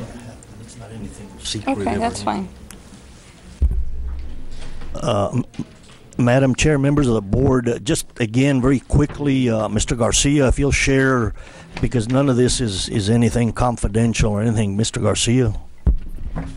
Yes, Dr. Montoya, Madam Chair, just real quick to give you a summary of the process and what is it that you can expect as board members. We went out for proposals back in the early part of December. As required, we did advertise twice in our local newspapers. There was a couple of extensions because there was a company who needed some additional information, and we went ahead and provided that information and provided the extension. Then we went ahead and opened, I believe the date was the December 27th. We had actual proposal openings where we came in from the vacation, in case you're writing down the dates. Ms. Peña and her crew and myself were here to accept the proposals. We did open them December 27th. Since then we scheduled presentations, which is what you just finished seeing today. We do have a criteria that we are using to rank them. After the presentations, we're going to get together with my committee. We'll be making the ranking and then forwarding a recommendation to our superintendent. And then tomorrow, if you notice on your agenda, we do have the item up for approval for tomorrow. So at that time, we're going to be, the superintendent will be forwarding the name of the firm that administration is recommending for this delinquent tax collections, and then we'll take it from there. Yes. Go ahead. When does the contract expire for the current tax assessor, collector? That's 30-day. That's a very good question. There's the actual contract goes all the way to June of this year. You have to start going a little bit back. June of this year. Remember that there is a 30-day notice that we would have to give if, in fact, we are going to switch. If not, then it's just an automatic renewal. And then after that, there's a 45 to 60-day procedure where they're going to be either one law firm or two law firms, depending on which direction we go, will be working together. So the information would be, the intent would be that we'll be making a recommendation at the next board meeting, which is tomorrow, give the 30-day notice, and then two companies will do a transition, and we will take it from there. I have a question, if I may. Yes. Yeah, you're already deciding that you're getting another. What is the rush No, here? that's what I said. Depending if. No, that's I said if. But 1 day is all you need, like this afternoon for tomorrow? 1 day, that's all. Yes, because remember, we opened, all our bids came in since December 27th. We have had an opportunity to review the specifications, review their proposals. This was just the summary of the whole process. Don't we have a presentation tomorrow also by our current presentation by whom? From the current tax. No, we have another. It's on the agenda. Yes, on the probably on the amount of Dr. Yes, Dr. Montoya, Madam Chair, Ms. Peña. Yes, you are right. You are right. There is a presentation. It was a board member request. It's specifically on the delinquent accounts, taxpayer accounts. Doesn't that affect your decision and to look into our? I don't know. I've never seen it done this way. I'm just a little bit off on left field here. Again, the presentation is going to be on the individual accounts. It's not a summary of tax collection amounts or percentages or anything of this sort, as per the request that came through. And that was one of our board members. And in the past, Ms. Peña, if you remember, we extended the current law firm 2 year. You were one of the ones that voted for it. My point is that they have enough time. And it's not to rehash the past, because I don't live in the past. But let me explain to you. Just we don't we bring did up it the the same past. way. We did it the same way. Let me reiterate Well, that. I don't and remember that. Well, you need to, let me refresh your memory. They did some presentation. Then the following, like later, the administration recommended to vote on it. It's just that later, not the next day. It was not like weeks. It was like we did it one day, and then the board meeting. It was like 3 days later. That's fine. I'm just a little bit puzzled by the rushed. Go ahead, it's sir. too rushed. Thank you. Dr. Montoya, Mr. Garcia, thank you for all this information. It seems like you have had months to review this, or you've had ample time. If I understand correctly, these presentations were simply they were ancillary to the informational process, but you have your ranking criteria, and you have been working on it, so it's not like you're going to start as of now, because of these presentations, to start formulating how you're going to rank them. You have been working on that already. If I understand correctly, again, and correct me, this is simply to add to the informational process and to augment the procurement process. Am I correct, or am I? Dr. Montoya, Dr. Escobedo, yes, you are correct. Remember, we had this whole process started way in the beginning of December. I mean, we've been working already for over a month. We had bid openings on December 27th. We've had the actual proposals. In other words, administration has had the actual proposals. We have reviewed them. We have read them. This was just, like you say, to 3 weeks, augment. right? Not months. 3 weeks. 3 weeks. Not months. Right. Since December 27th was when they came in, yes, ma'am, 3 weeks. Okay, but 3 we've weeks. had the actual process has been much longer than just 3 weeks. Okay, thank you. Yes, ma'am. Thank you, I appreciate that. And I guess tomorrow administration can review with. We I have will a come with a question. recommendation tomorrow, members of the board. I have a question. Thank you. Go ahead, Ms. Longoria. Did I understand correctly that you might go with 1 or 2 firms? No, Mayor? Go ahead, sir. Yes, Dr. Montoya, Madam Chair, and Ms. Longoria. No, eventually there is going to be a transition during the amount. Right, and transition. during Oh, okay. transition, there has to be, Right. 2 firms involved. If you notice on the charts that they presented for us, they said there were two companies. It's just a transitional time. Okay. And if I may, I guess it's your wording, eventually, which means it's going to happen, which you don't use if. You say you're going to do it. That's what confused Ms. Longoria. And they say eventually we're going to transition, we're going to change. So you haven't made up your mind, or you haven't rated them yet, or you haven't done it yet, or have you already? No, that is The way you're speaking, you already made up your mind. That's a little bit troubling. right. And now, no, I have not. And I think I have stressed, and I will stress on it one more time. I said if, and if is a big word. If in fact we are going to switch, then there will be a transition time. And I also mentioned, if we don't switch, then it's just one company, and it's just an extension of the existing contract. If I was unclear, I apologize for that, but that's as clear. Thank as we you can so be. much. I appreciate Go ahead, it. Thank you. Ms. Longoria. Who is in the committee? Right now, it's going to be myself. It's Ms. Garza, who is my administrator for finance, and then also Ms. Terry Ramirez, which is the person who actually works directly with our delinquent tax attorneys. Thank you. Thank you. And once again, we need to keep in mind we're going through tough times and rough times, and a lot of times it's hard decisions, but whatever is best for the students and whatever the finance revenue we can bring into the district. Moving along to the next item, I'm going to change it a little bit because Ms. Flores has a commitment, so we're going to move item number 10 up, 21st Century CCLC Program Report. Dr. Montoya. Dr. Atkinson, if you'll go ahead and share that information, please.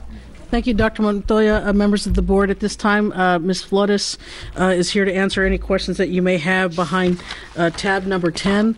We're trying to get them out to the available. Our tutorials usually start at 3:15, so I don't know if you all have any questions. Yeah, it's on this. I know that she has 3 particular areas. If you give her just a 2-3 minutes, she'll just go over the actual numbers, which I think you'll be very pleased with.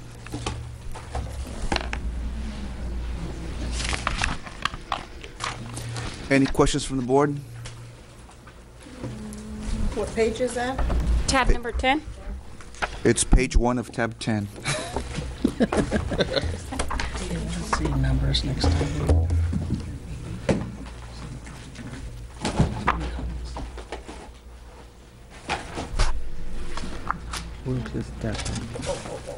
Is You can do that too. Ms. Garcia? Go ahead, ma'am. Is there any pertinent information that you need to point out to us, or Yes, I was going to point out 3 areas. Okay. might be easier? We're just we were waiting to see when you all are ready. Okay. Yeah, sure. Go ahead. Sure. Yeah, just those 3 areas, Mary. Okay. Well, first of all, let me start off by thanking you for giving me the opportunity to lead and be a part of such a wonderful program that we have in our district, which is our Texas 21st Century program, which is an after school, before and after school program. This program addresses the needs not only of the students in our district, but it also addresses a dilemma in our community. And that dilemma is that in our community there are limited places that are, or activities that are provided to our students during the after school hours where they can feel safe and be a part of enriching activities.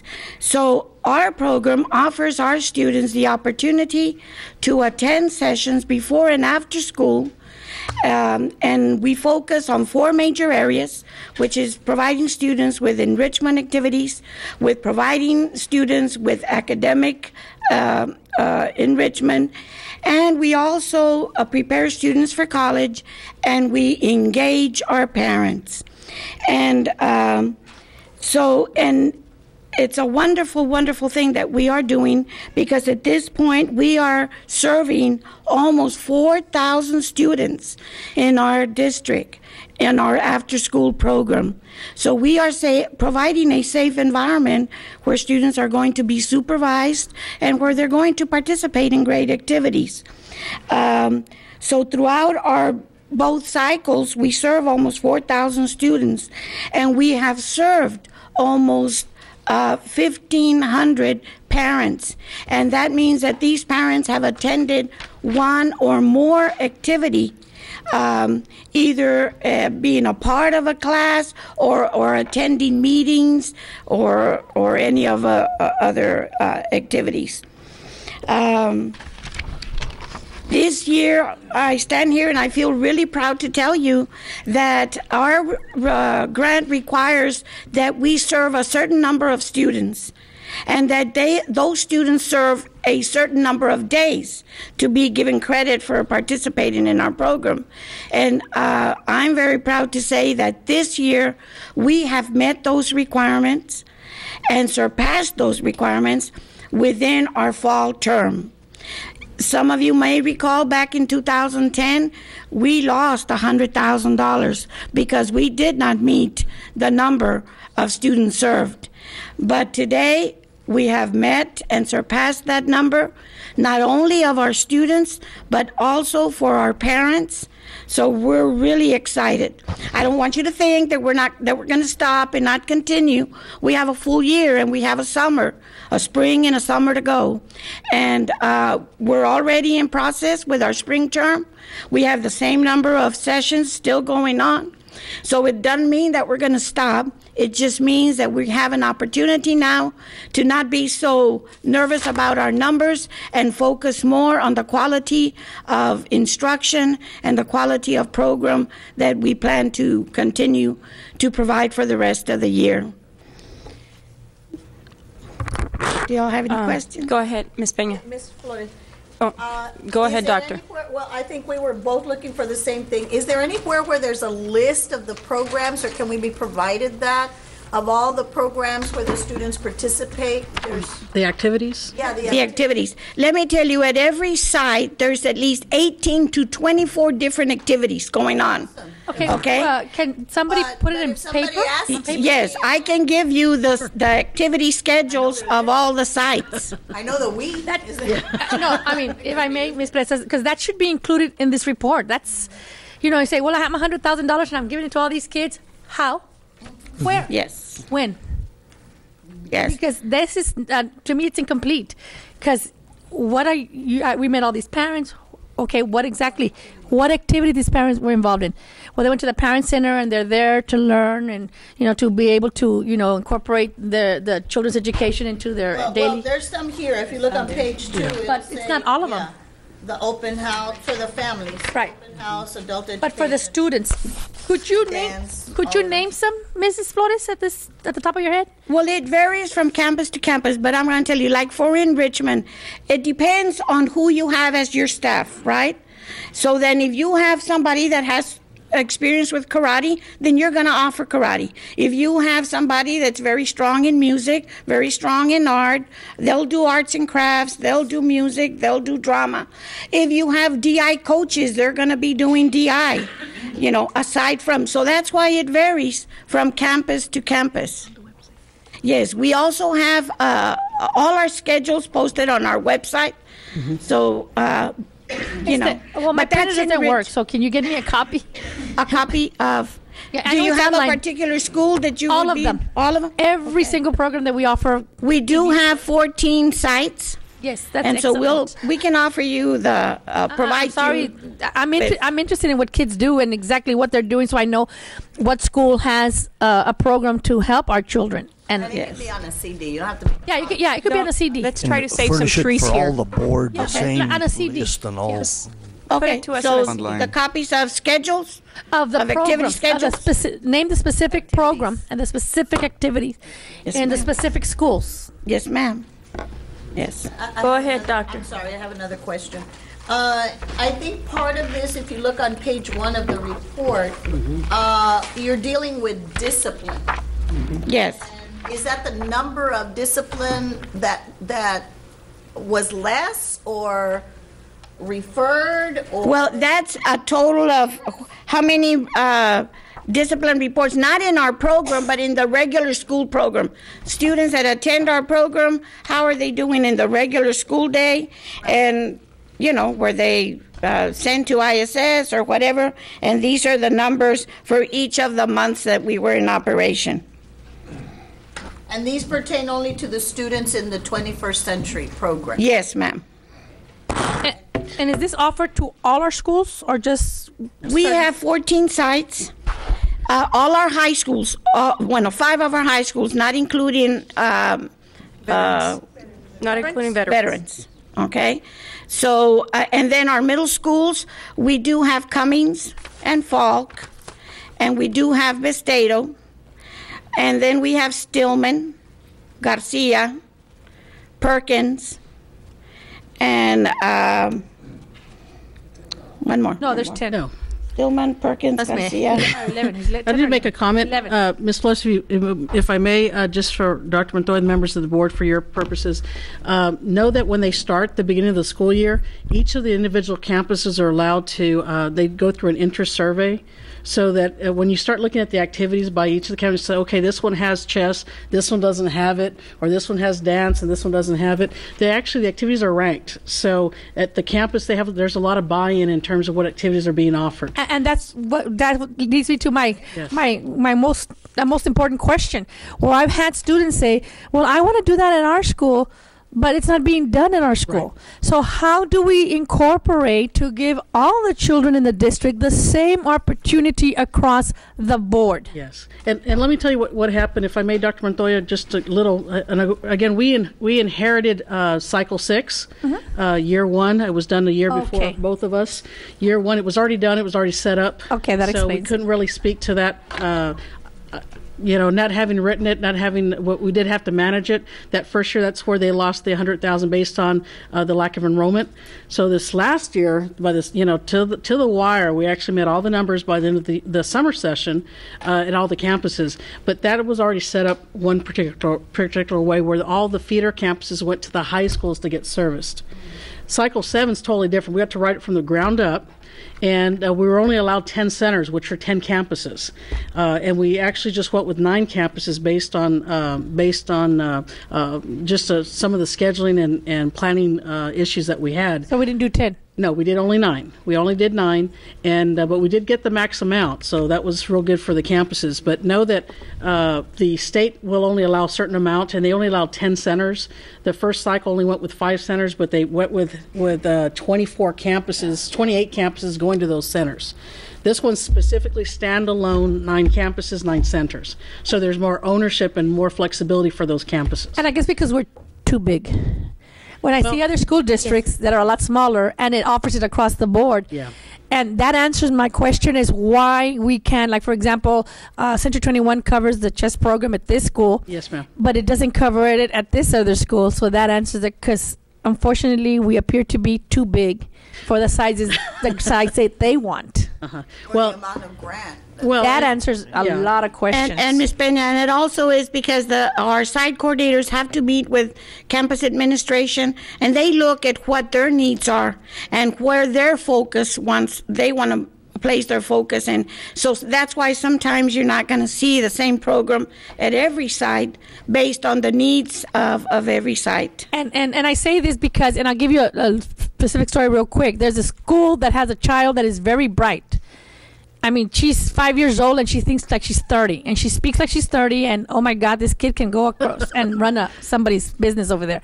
So my thing is put her in a program where we'll teach her consequences 5 steps ahead, like a chess program, for example. It tells you, well, if they told me to go egg a house, and my mother's going to get mad, I might get arrested, I'm going to get grounded. No, I'm not going to go egg the house with you. That's the mentality I want to put in with this program.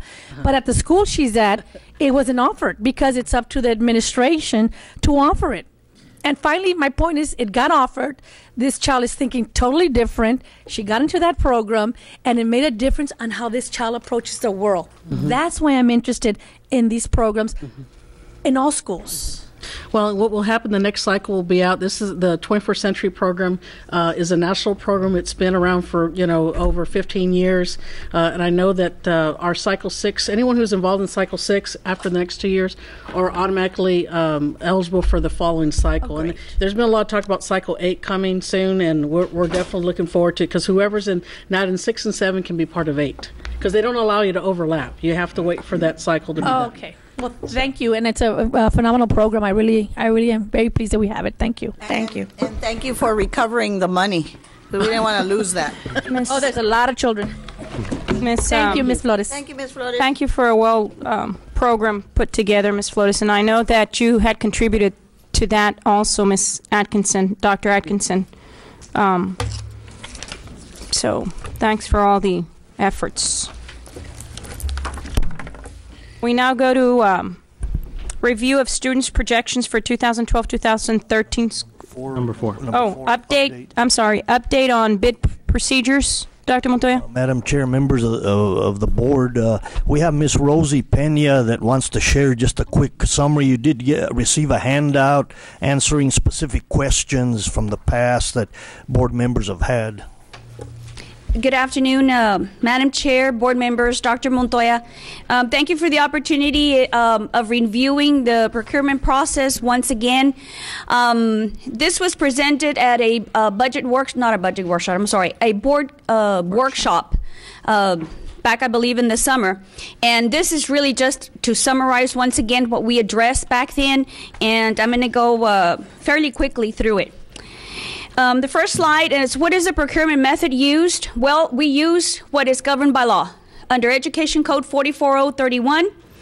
And the bidding process starts, the state says, at $50,000 in the aggregate. However, locally we decided to stay at $25,000.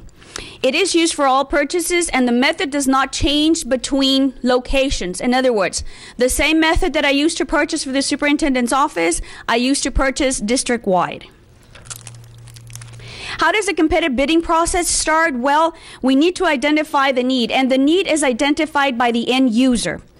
The purchasing administrator, I assign, once the need is identified by the end user, we go ahead and route it to the appropriate senior buyer. I have 3 senior buyers on my staff. The senior buyer will in turn start to prepare specifications, and we ensure that they are competitive and non-restrictive. The senior buyer then contacts the end user for the specification review and final approval. The senior buyer submits final specifications to myself for reviewing and advertisement. The bid is published for 2 consecutive weeks in a newspaper of major circulation. The bid is then submitted 10 days following the second advertisement. We do not accept late bids. The senior buyer and end user review the bid, tabulate, and submit to myself to present for board approval. The board approves the bid, and the requested item needs are then ordered through a purchase order. If board does not approve, products or services are either rebid or terminated. The procurement terms defined: a bid is the executed document submitted by a vendor in response to an invitation to bid. The price holds firm. There are no negotiations in this instant. And currently we have 102 of these bids a year. A proposal is more of a negotiations document where we are able to sit down with the respondents and negotiate on terms and price. Currently we have 29 of these. And the qualification is what you just experienced with delinquent tax attorneys. We go out to request for qualifications where price is not really important because it's a professional service. We don't go out and solicit based on fees, but rather we go out to solicit based on their qualifications, and we have 28 of these a year. When should we use a bid instead of a proposal? When we have apples to apples comparison. In other words, the items are like. When do we use a proposal instead of a bid? Well, sometimes the specifications or the item identified to be needed or the service is not identifiable, but it cannot be compared to an apples to apples. And negotiations are more advantageous than you would a solid bid. We use proposals mostly in the construction business. And when should a qualification be used instead of a proposal? Well, a qualification is used when we solicit professional services, such as attorneys, architects, engineers, accountants. That type of service to the district needs to go out on a qualification. And the law states that we are not to award or go out to solicit bids on professional services. What are other procurement methods that we have available to the school district? We have interlocal agreements that the board approves through board resolution, and we have 10 of those. And the law also allows for sole sourcing. Sole sourcing is a method of identifying offered by law that identifies a vendor, a product, or a service that has total rights, proprietary rights to their goods or services. And what we do is we have our vendors apply online. They download a sole source affidavit form. It has to be notarized. And what we're seeing here, looking for, is that it is a true sole source, meaning that it either has a patent, a copyright, a secret process, or monopoly. It's a book or a manuscript or a film. Electricity, gas, utility services are also considered sole sources. And or if a program is in place. If this district has already adopted a program, a product, or a service, then that vendor or that product or service becomes a sole source to the district.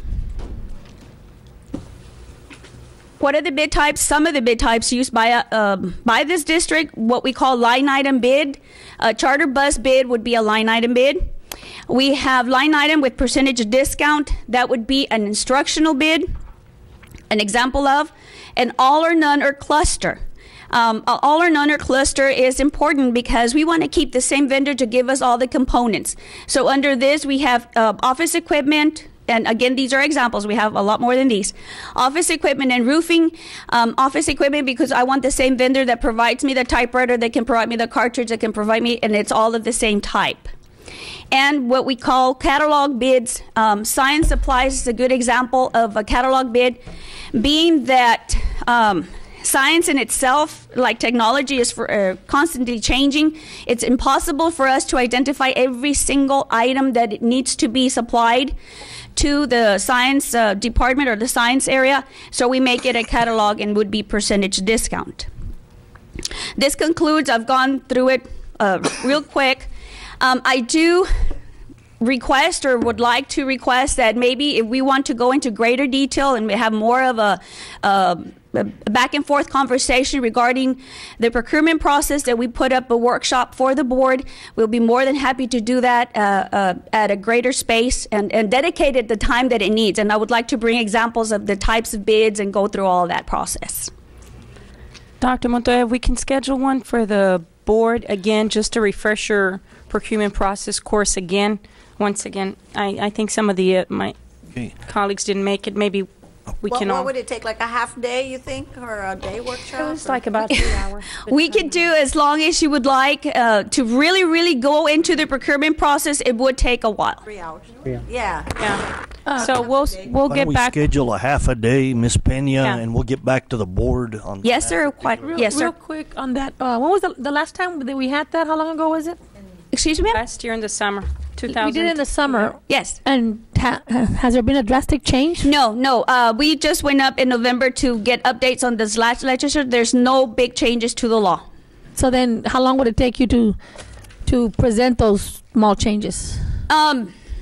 3 hours would be good, and again, that's a long time. I know. If we really want to get into, and I can bring you A lot of samples changes. of how we tabulate, and if you want to go into that area, which we really haven't covered, then it would be beneficial, I guess, to the board.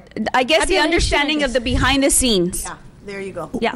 Why don't we schedule half a day, and obviously if it's less, that's okay too. Yes, sir. You had anything to say? Okay. Thank you. I have something. Go ahead. I have a question.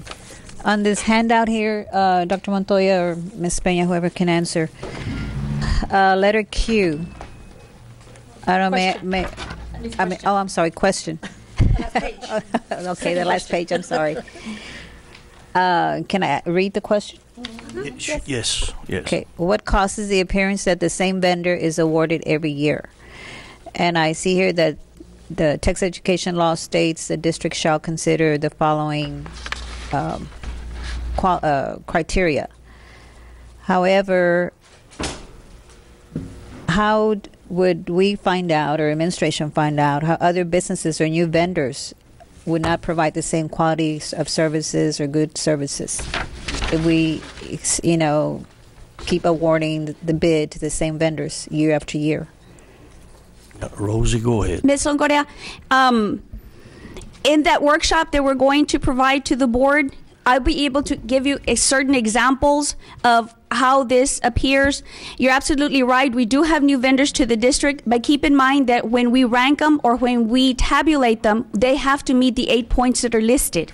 And if vendor A meets all 8, and when vendor B is a new, but they only meet 6, we have to go by the 8 standards put up through TEA. I understand that, but how would you know if they would provide a good service if we have not contracted them? And that is So a how very can good you point, rank Ms. them that way? Longoria. That's a can you very rank good them in point. that area? But if, and that would be beneficial in a proposal type, Ms. Longoria, rather than a straight bid, because a straight bid is line item low.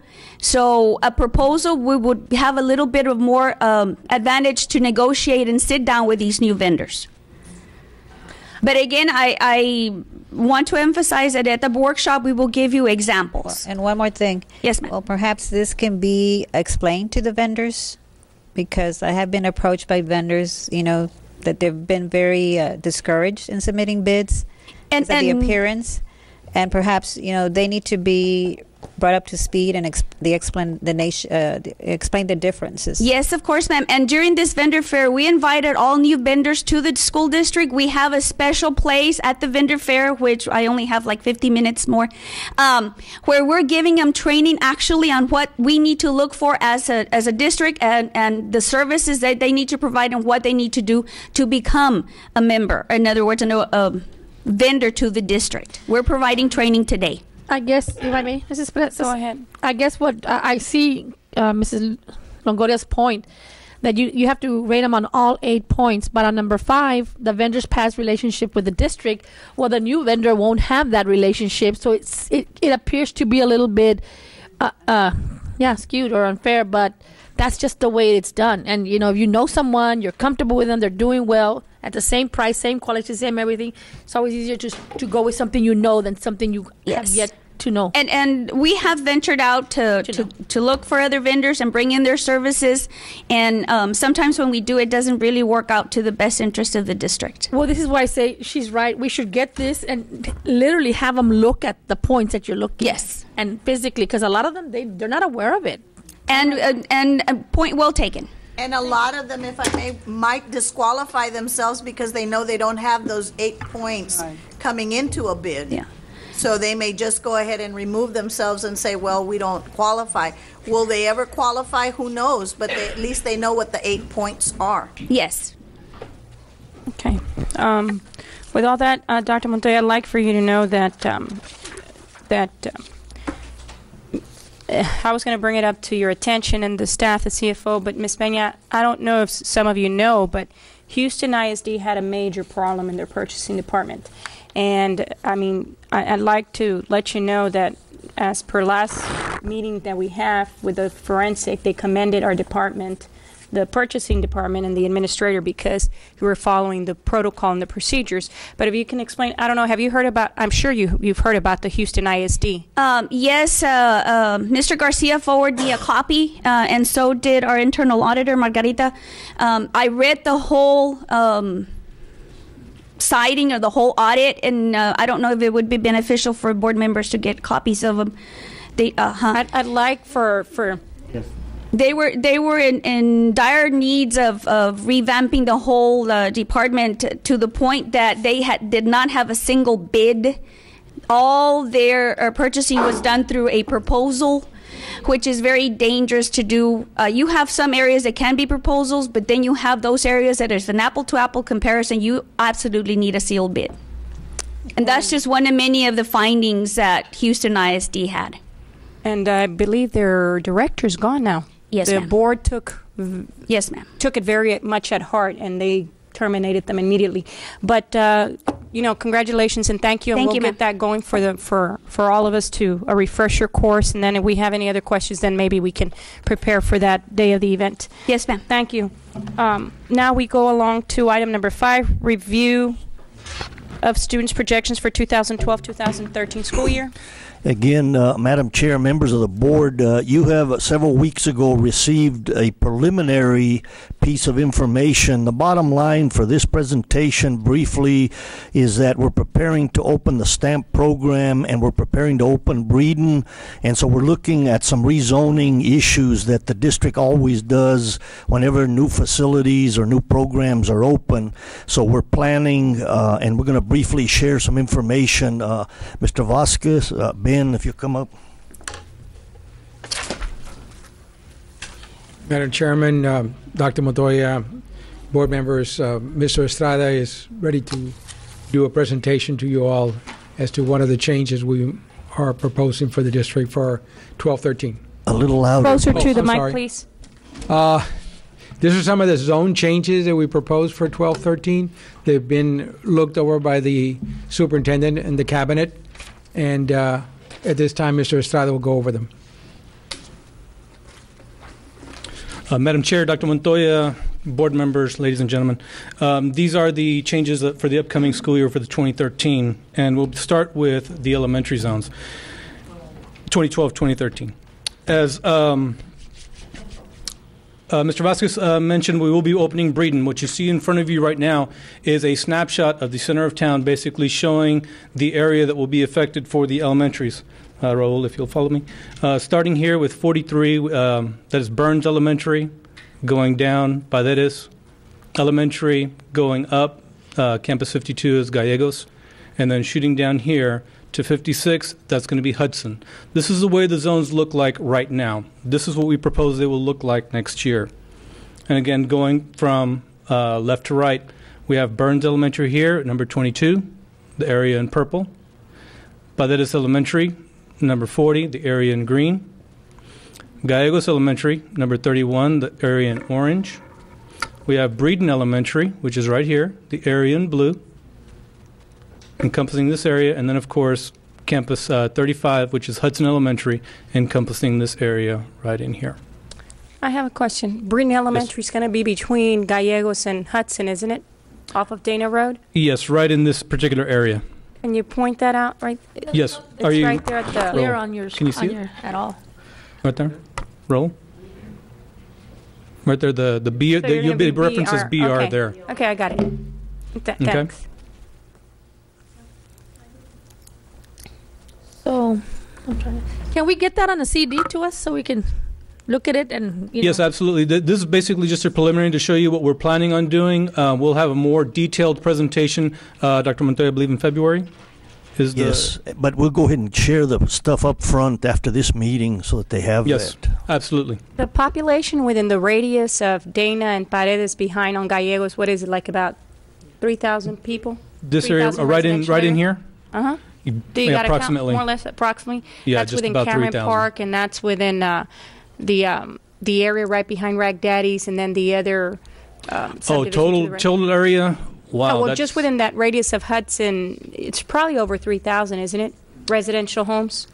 Probably. Hudson or Gallegos, because there's two Yes, different You've I got can- Gallegos, Breeden, and Hudson, more Right. or less. I can tell you that the Cameron Park area has over 1,000 Over 1,000. elementary It's got- kids I think alone. It's got like 1,600.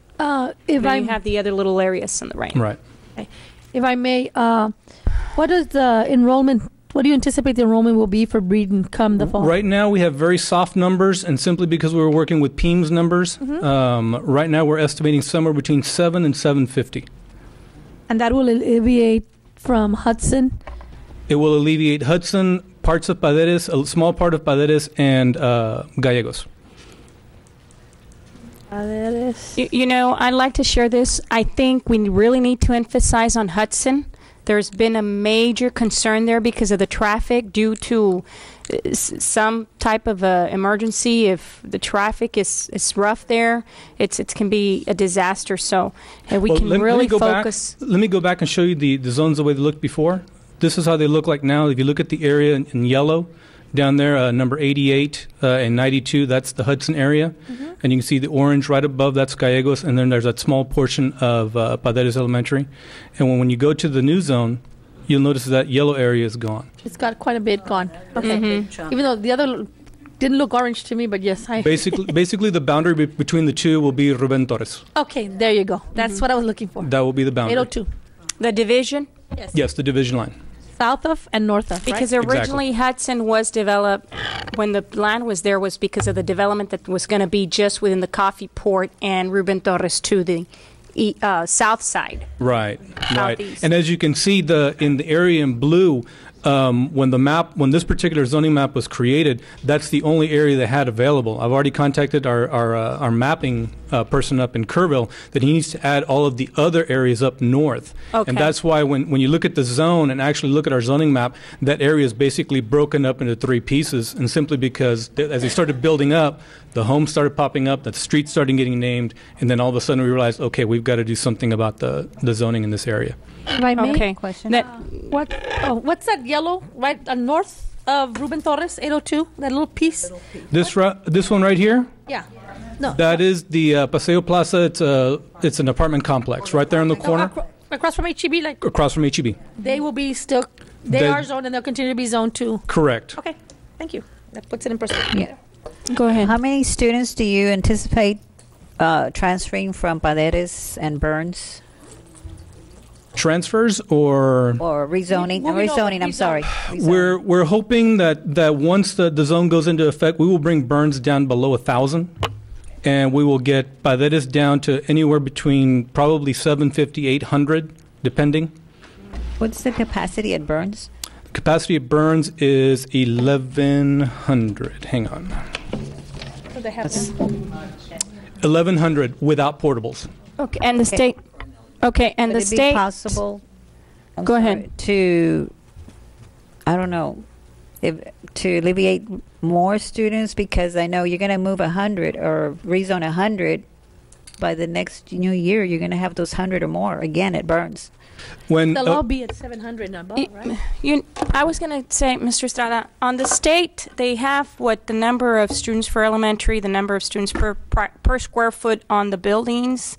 So are we really on target where the buildings that we built, the square footage pertain and align themselves with the number of students that are being zoned, or we're just I wouldn't have that information. That would actually come from facilities, and our enrollment, actually our capacity reports came from facilities. So Okay. that would have to go to facilities to answer that Because question. I went to a training where they require that minimum square footage per elementary and maximum, and that's where they put you with the numbers, and then the middle school and then the high schools. But I know that we're always putting portables, but obviously it aligns itself back to the zoning. That's what it is. So on the zoning, I think we really need to focus on the But because is the I know that is it the classroom size that is a measurement, or the number of kids of the campus? they Because base there's a themselves big by the square foot. It is my to my knowledge, when I worked at facilities, it was if I'm going to build a 25,000 square feet building, I'm going to fit in 850 students. So and the state tells you if you're going to you have acreage per elementary. How many acres an elementary needs to go on? If you're going to build a high school, it's got to be 100 acres on. No less than 80 acres. I mean, there is standards out there and requirements. So that's why I'm asking, are we really focusing on that, or we're going to end up putting portables again? Again.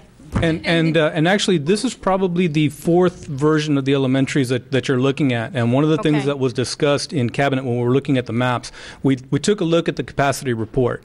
Mm-hmm. And if you were to take out all of the portables at Burns, the maximum capacity would be 1,100. So if we drop it down to 800, you're going to end up with empty classrooms. It's built big. But you see that neighborhood there, you have a lot of families. Yes. You have parents with children. It's still growing. That's what I try to tell Dr. Montoya, that we need to not lose the focus, because there's neighborhoods where you do have families. Yes. And you have areas where it's more of no more children. They're all gone. No, and I think, what did you say earlier? This is our fourth major visit on this, including counting student by student, street by street. So there's been a lot of effort, a lot of work on this. If I may, Go ahead, Mrs. Presas, what is our anticipated growth for next year? Being there's some things going on across with our neighbors. Have we seen a growth? Over 300 families. It's been very slight. It has been very slight. Okay. And I can't give you the number, but we have not grown as in years past. And if that should happen, we would have the space, because now we have this new elementary, right? Yes. So that's something that's a positive. Thank you. I'm sorry, ma'am? No, for next school district, not this school district, next year. Okay. Well, thank you, Mr. Estrada. Okay. Actually, we have the middle school zones now. We have just a couple more adjustments. These are the middle school changes coming up. What you see here, this is a snapshot of the Stillman and Manzano. You'll see Stillman up here at number 30, and right almost straight down is Manzano at 26, the area in orange, and you see the area in green is Stillman. The following change is going to be made right in here. So you'll see now the number 19 is Stillman, again the area in green, and we basically took the area right around the number 21 and shifted that over to Manzano. That's your El Valle Grande, El Valle West, all those subdivisions right there, right? On Elton Glore? Where's Briarwick? Briarwick is going to be on the side. Briarwick is actually north, on the north side. Before you get to military. So Briarwick is right before the railroad tracks. Correct. So they're going to be zoned to Stillman. They will stay or at Stillman. They will stay at Stillman. They will stay at Stillman. Yes. Okay. And and Lakeway will be zoned to Stillman as well? Yes. The Lakeway area will remain at Stillman, is where it is right now. And basically, here's Alton Glore running across from the highway, going down to 802. And Heritage is going to be sent to, with El Valle West, El Valle Grande subdivision, all that side? That's where the school is? Or Heritage is also going to be sent to Stillman? I need a few more. I'm not familiar with the neighborhoods. I'm more with streets. You have a lot of children there. Yeah, there are a lot of streets. The best way to describe this particular change is if you reside in the Benavides Elementary Zone. Mm-hmm. that area will be shifted over to Manzano. Okay. Right now, all of Benavides feeds into Stillman. We're going to shift it over to Manzano. Okay. Okay, thanks. And then the other change for the middle schools, the area in green, if you look at the number 24, that is Garcia Middle School. And the area in purple to the left, number 28, that's Perkins Middle School. The shift we're going to make is right in here. The number 13 is Garcia Middle School. Number 16 is Perkins. We're basically going to take the area right below the number 48. All of that southern border of Perkins, of Garcia, if you will be shifted over to Perkins Middle School. What street is that? Because I can't read it from here. This right here is 802. This is right in front of Rivera High School, and right by Vermilion. You have Vermilion Street. Vermilion is number 80, number 48. So instead of going to Perkins, they're going to be, well, they're closer to Garcia, in a sense. Instead of going to Garcia, they will be shifted over to Perkins. And when are these maps going to be put up for the public so we can? They've already been sent off for updating, and we should have a draft either sometime today or tomorrow, and then from there we'll go to printer. And our goal, ladies and gentlemen, is to get this information out literally in the next couple of weeks, because we already have parents asking, where's my child going? And I think we need to start getting this information out. With plenty of time. Yes, with plenty of time. Go ahead, Montoya. Dr. Montoya, or Mr. Hayes, are you all looking at keeping this or rezoning the same amount of students, or keeping these campuses that you're looking at balanced, where you're not taking more from one campus and less from another? Ma'am, and members of the board, that is one of our goals within reason, because we have some very large middle schools, and then we have some that are way down in enrollment, so we are trying to somewhat balance the amount, the numbers. And the elementary level also? Yes, that's our goal. Now, is it going to be a perfect number at each place? I don't think so, but we are very well aware of it, and that's what we're trying to... To balance. A balance. And it makes it difficult because we're a very mobile society. If you say, okay, you know what, you're living in that apartment, you're going over there, not a problem, let's move everybody. And they will move. And they'll go. But, we're doing the best we can with what we have. Okay, go ahead, Mr. And then finally, I'm sorry? Was there a question? No. And then finally, the high school changes.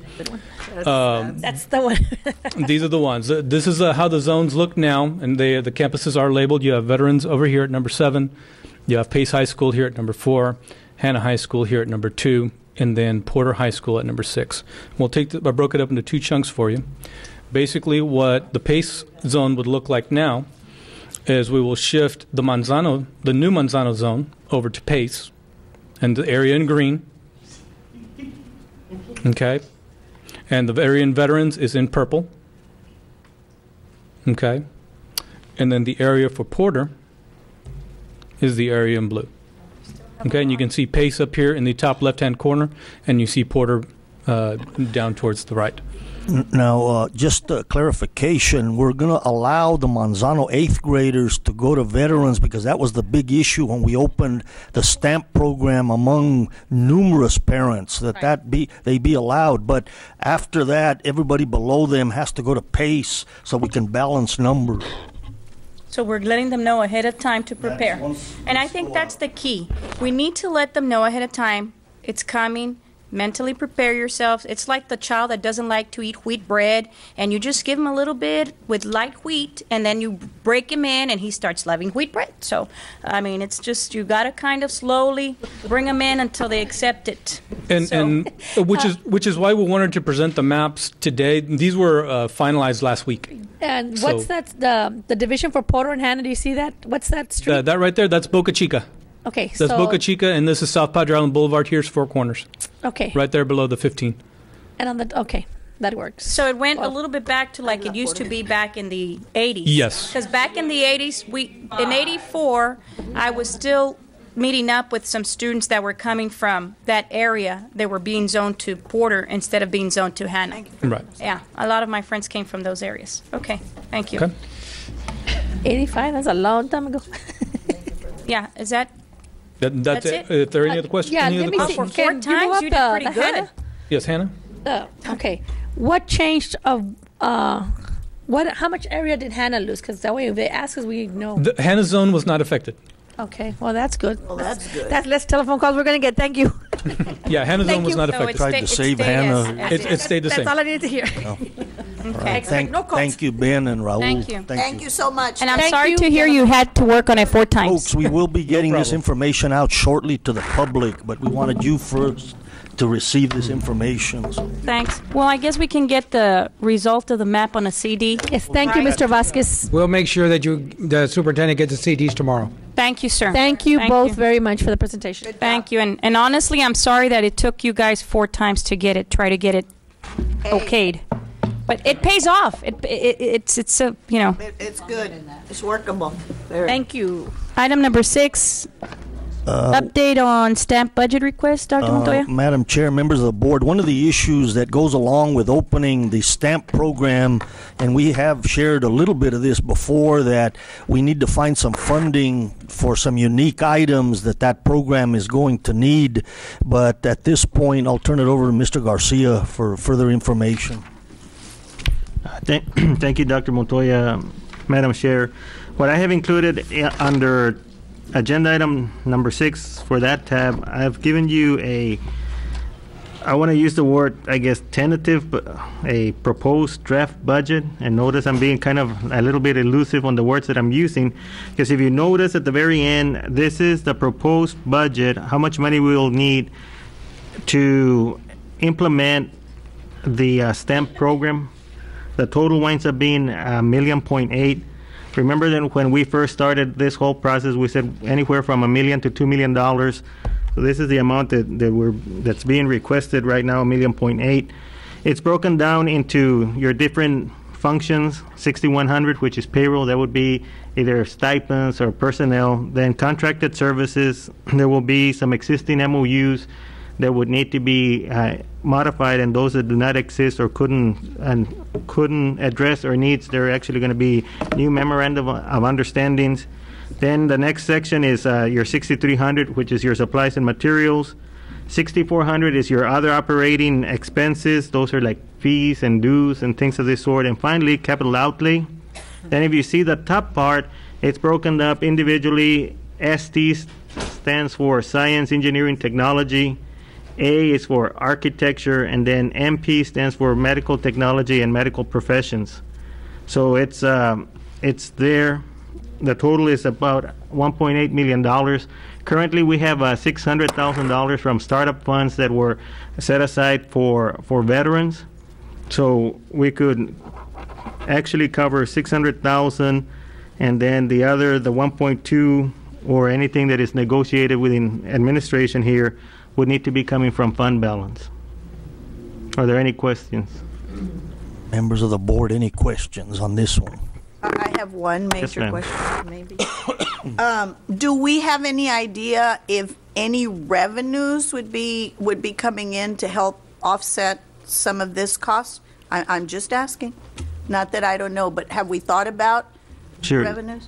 That's a good question. At this particular point, since I do not know the final numbers, it would be difficult to tell you, yes, you're going to get X number of dollars. Right. But we are anticipating an increase on it, and then, of course, for every year that the program exists, Right. it compounds. I know that Ms. Dr. Atkinson wanted to mention something. Yeah, go ahead, Dr. Atkinson. Just basically to piggyback what Mr. Garcia just said, we are anticipating a couple dozen at this point that are non-BISD students. Their Brownsville residents should be zoned here. They might be going to private schools or other existing schools that are looking at enrolling in the program. So, of course, that'll end up bringing in revenue. We don't have a specific amount just yet, but when we're hoping that by next month, when you probably will see this one more time, it'll be offset by some of those numbers. Yeah, and that was my next comment, because I do know that some of the private school students that live out of zone are interested rather than going to Med High, which they would normally go. So they're interested, and I know I've gotten some calls and some requests. So I've sent them to the attendance office, because I figured over there they could go ahead and tell them and break it down what the fees are. But that might be something we might want to put as an ad, because maybe